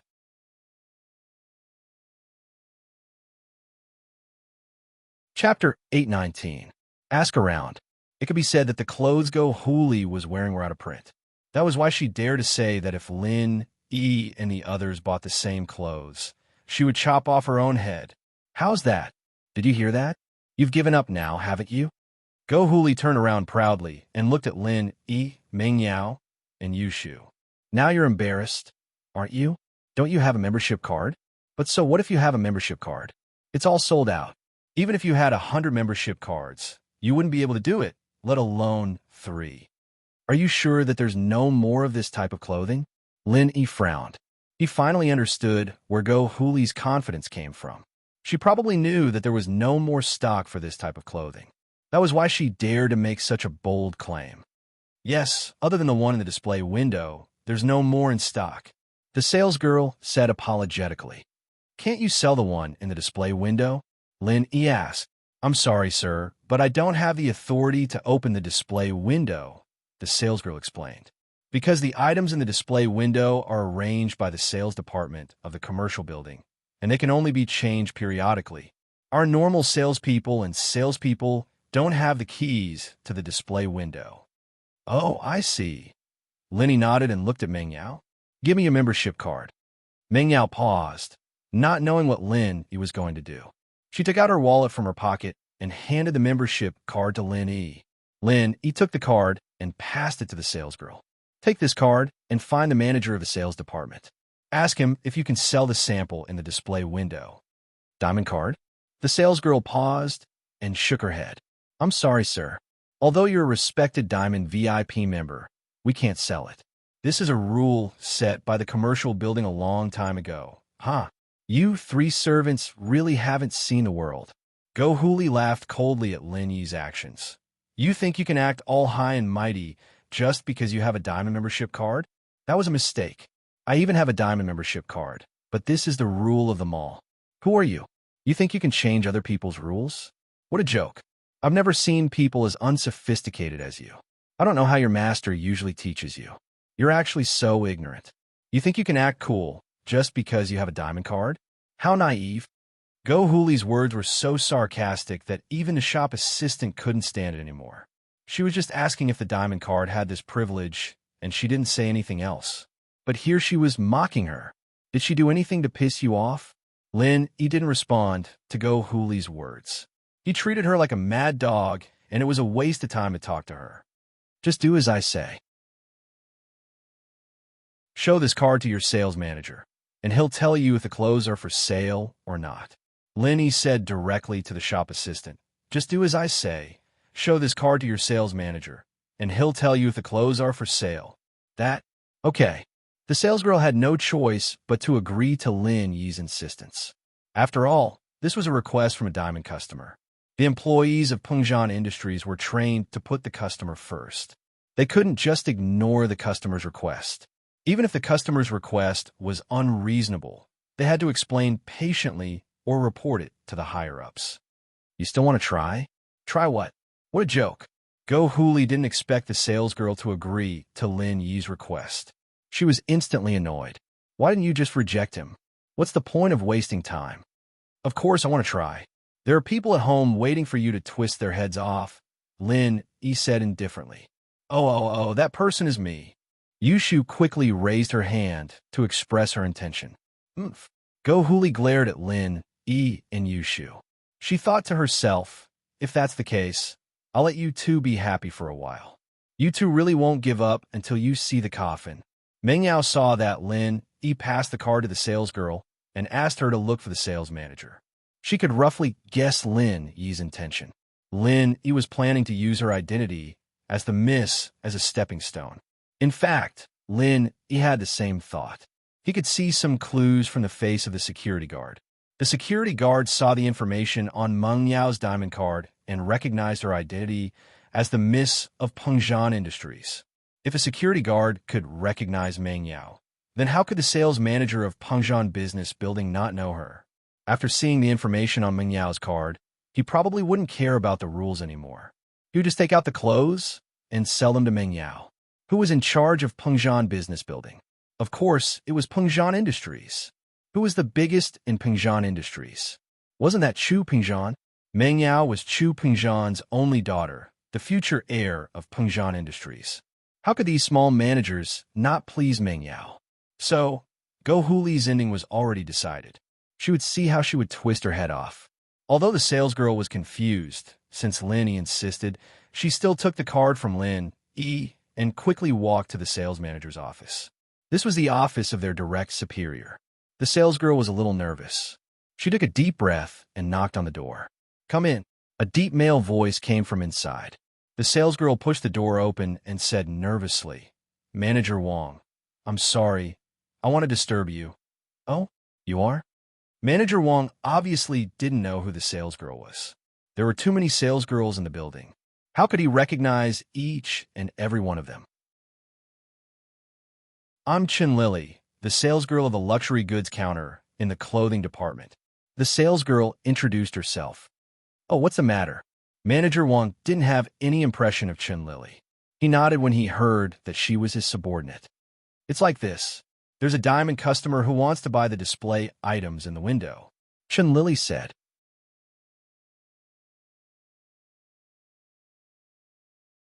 Chapter 820. Chapter 0820, Destined Tragedy. Manager Wang, I've already explained to this customer, but he insisted that I show you his membership card. Chen Lily explained, didn't you say that we have to try our best to satisfy the customer's request? Even if it's an unreasonable request, we have to report it to the higher authorities. Manager Wang nodded. If the customer insisted, then Chen Lily wasn't wrong. He said, Give me the membership card. I'll take a look first. Manager Wong wasn't an idiot since he was able to reach the position of marketing manager. Naturally, he knew that a customer who could say such a thing must have a high status. If the customer was really someone important, like a strategic partner of Pengzhan Industries, then he really couldn't afford to offend them. He could only call Pengzhan's assistant, Faubert. Chen Lily passed Meng Yao's membership card to Manager Wang. There was a credit card machine in Manager Wang's office. Manager Wang swiped it on the computer, and the information on the card was displayed. Hiss! Manager Wang took a look at the member's name on the card and took a deep breath. Meng Yao, he knew what this name meant. Wasn't this the Miss of Pengzhan Industries? The Miss actually came to shop in person? Manager Wang felt that it was a little unbelievable. If the Miss wanted something, she just needed to tell Faubert, and Faubert would be able to get it done. There was no need for the Miss to do it herself, right? However, Manager Wang suddenly remembered that the Miss was usually very low-key. She really didn't come to the mall to buy anything through Faubert. She always came to the mall herself, but she didn't make it public. Manager Wang only saw that the Miss had come here to buy things from the membership record. Thinking about this, Manager Wang understood that the Miss was probably a low-key person. She didn't like to show off. This time, there was no other way. The style she wanted was gone, so she had no choice but to ask the shop assistant to take out the membership card and look for him. Let's go, I'll go there myself. Manager Wang took Meng Yao's membership card and said to Chen Lily. Chen Lily was stunned. She didn't know why Manager Wang had such a reaction after seeing the membership card. Was there any secret in this membership card? However, Manager Wang naturally wouldn't explain to Chen Lily. Since the Missy was a low-key person, she probably didn't want others to know her identity. Otherwise, she could have just called Faubert, and everything would be solved. Or he could just ask the shop assistant to convey her identity. There was no need to use such an obscure method to tell him. As Manager Wang walked out of the office, he ordered an employee of the sales department to take out the clothes from the display window. This made Chen Lily dumbfounded. Does Manager Wang really agree to sell the exhibits in the display window? This had never happened before, right? But since Manager Wang didn't want to explain, she didn't want to ask anymore. She followed the manager to the luxury goods counter of the clothing department, and Manager Wang quickly walked over and took out Meng Yao's membership card.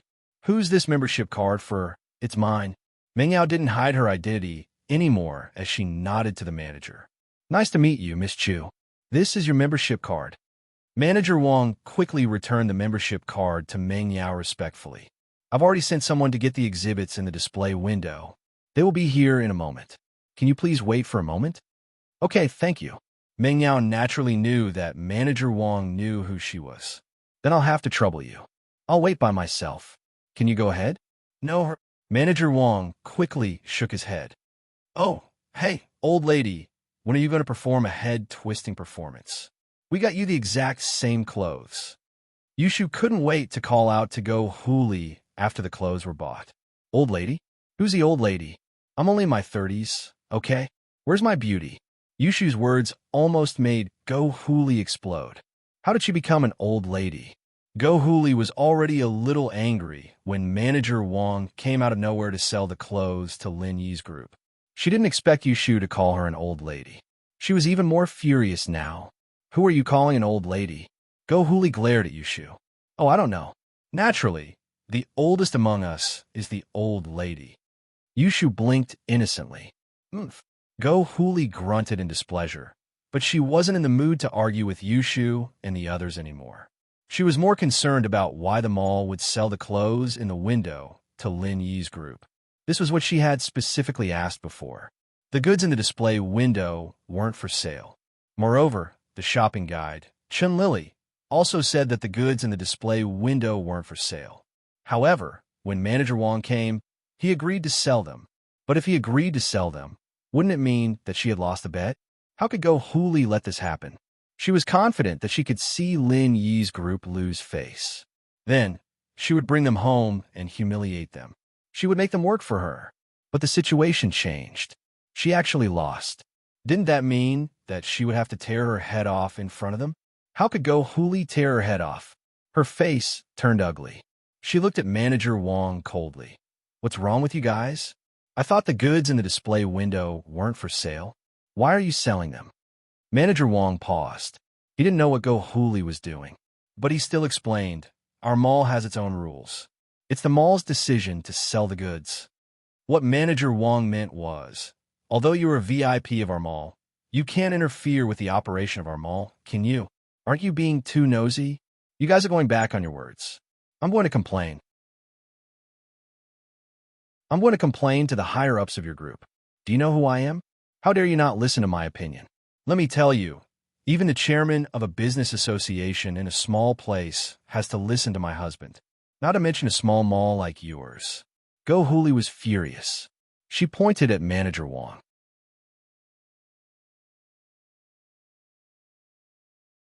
Chapter 821. Chapter 0821. The Shao family. It's your right to complain, but it's our decision whether to sell the clothes or not, Manager Wong said politely. Fine, I'll remember this. Just you wait. Go Huli didn't have a choice. She'd be a laughingstock if she stayed here any longer. What if Lenny paid and asked her to perform a head-twisting performance? How could Go Huli wait for that to happen? Therefore, she left behind some harsh words and turned around to leave. Wait, we haven't paid you for the clothes yet. Lin stopped Go Huli. I don't want the clothes anymore. You guys have it easy. But remember this, I won't let this go. Go Huli said hatefully. You don't want it? It's fine if you don't want it, but you can see that we can buy the same clothes as you. Don't you owe us something? Lin said faintly. Oh, quick, perform a head-twisting performance. Everyone look, this old lady is going to perform a head-twisting performance. She's even better than the clowns in the zoo. Yushu shouted. I didn't ask for the clothes, what performance? Go Huli glared at Yushu. I'll remember you too. Just you wait. We'll settle the score next time. With that, Go Huli ignored Lin and Yushu and walked towards the elevator. You let her go? Lin looked at Meng Yao. Forget it. This kind of person isn't worth arguing with. Meng Yao shook her head, evidently not intending to be aggressive. Lin shrugged. Since the miss said so, he wouldn't say anything else. Go Huli was just a clown in his eyes, but from what she said, her man seemed to have some power. He didn't know if it was true or not. It's so boring. Some old ladies just like to take advantage of their seniority. They said they were going to do a head-twisting performance, and now they're going back on their words. Yushu was getting bored. Go Huli staggered and almost fell to the ground, but even so, she sprained her ankle.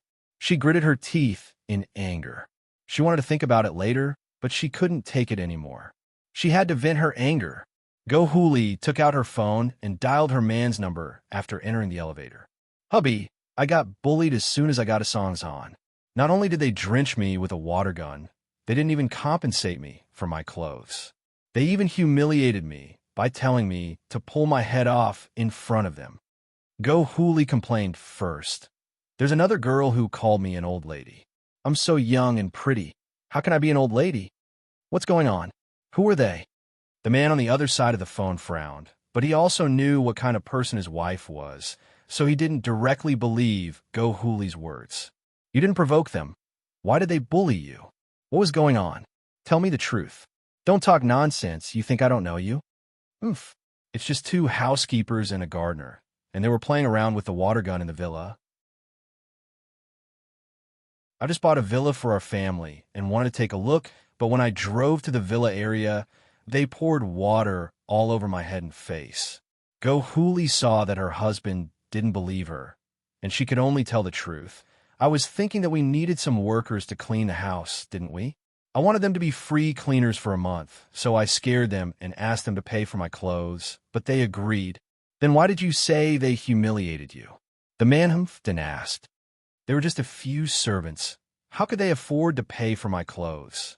You know that I bought all my clothes from Pingzhan Commercial Building, and when I bought them, other than the display in the window, there was only one left. Go Huli explained. I thought that they definitely wouldn't be able to buy it, so I made a bet with them, saying that if they bought it, I would cut off my head, and if they couldn't, they would have to work hard for a month. And they bought it, right? The man was speechless. How could she say something like that? Cut off your head for them to see? Yeah, I didn't think that all the servants would have a diamond membership card of Pengzhan Business Tower. Their master treats them so well. Go Huli was a bit annoyed. But so what if they have a membership card? I thought that even if they had 100 membership cards, they wouldn't be able to buy the same clothes as me after they sold all the goods. But I didn't think that when they showed their membership card, a manager Wang came and wanted to sell the goods in the window to them. I'm so mad. I don't know what's wrong with this manager Wang, standing with a few slaves. Slaves? Servant? The man was pissed. Do you have a brain or not? How can a few maids and gardeners have a diamond membership card? From what I know, your diamond membership card was given to us because we are from a noble house. How can a few maids have a diamond membership card? Because their master treats them well? Go Huli didn't understand what the man meant. Master? Didn't you see it clearly? Those people are obviously not simple. Can you get a diamond membership card for your maids?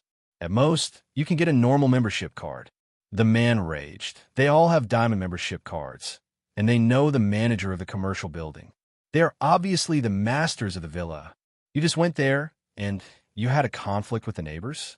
These three obviously have a lot of power in the area. How can you not see that? No way. Go Huli paused. But their clothes are so shabby, and which master of the villa personally cleans the place? Cleans the place because they want to exercise, or maybe they have nothing better to do. When my old man was still alive, he planted vegetables in the fields. Why don't you call him a servant? The man said angrily, You idiot, you just went there and you already made enemies. That you're tuning in to the Romance Rendezvous YouTube channel. We're so grateful for your support, and don't forget to subscribe to join us on this incredible journey through captivating stories. Your generosity through donations truly makes a world of difference, as it's the primary source of revenue that allows me to expand and enhance this channel for you. Thank you from the bottom of my heart for being a part of this adventure.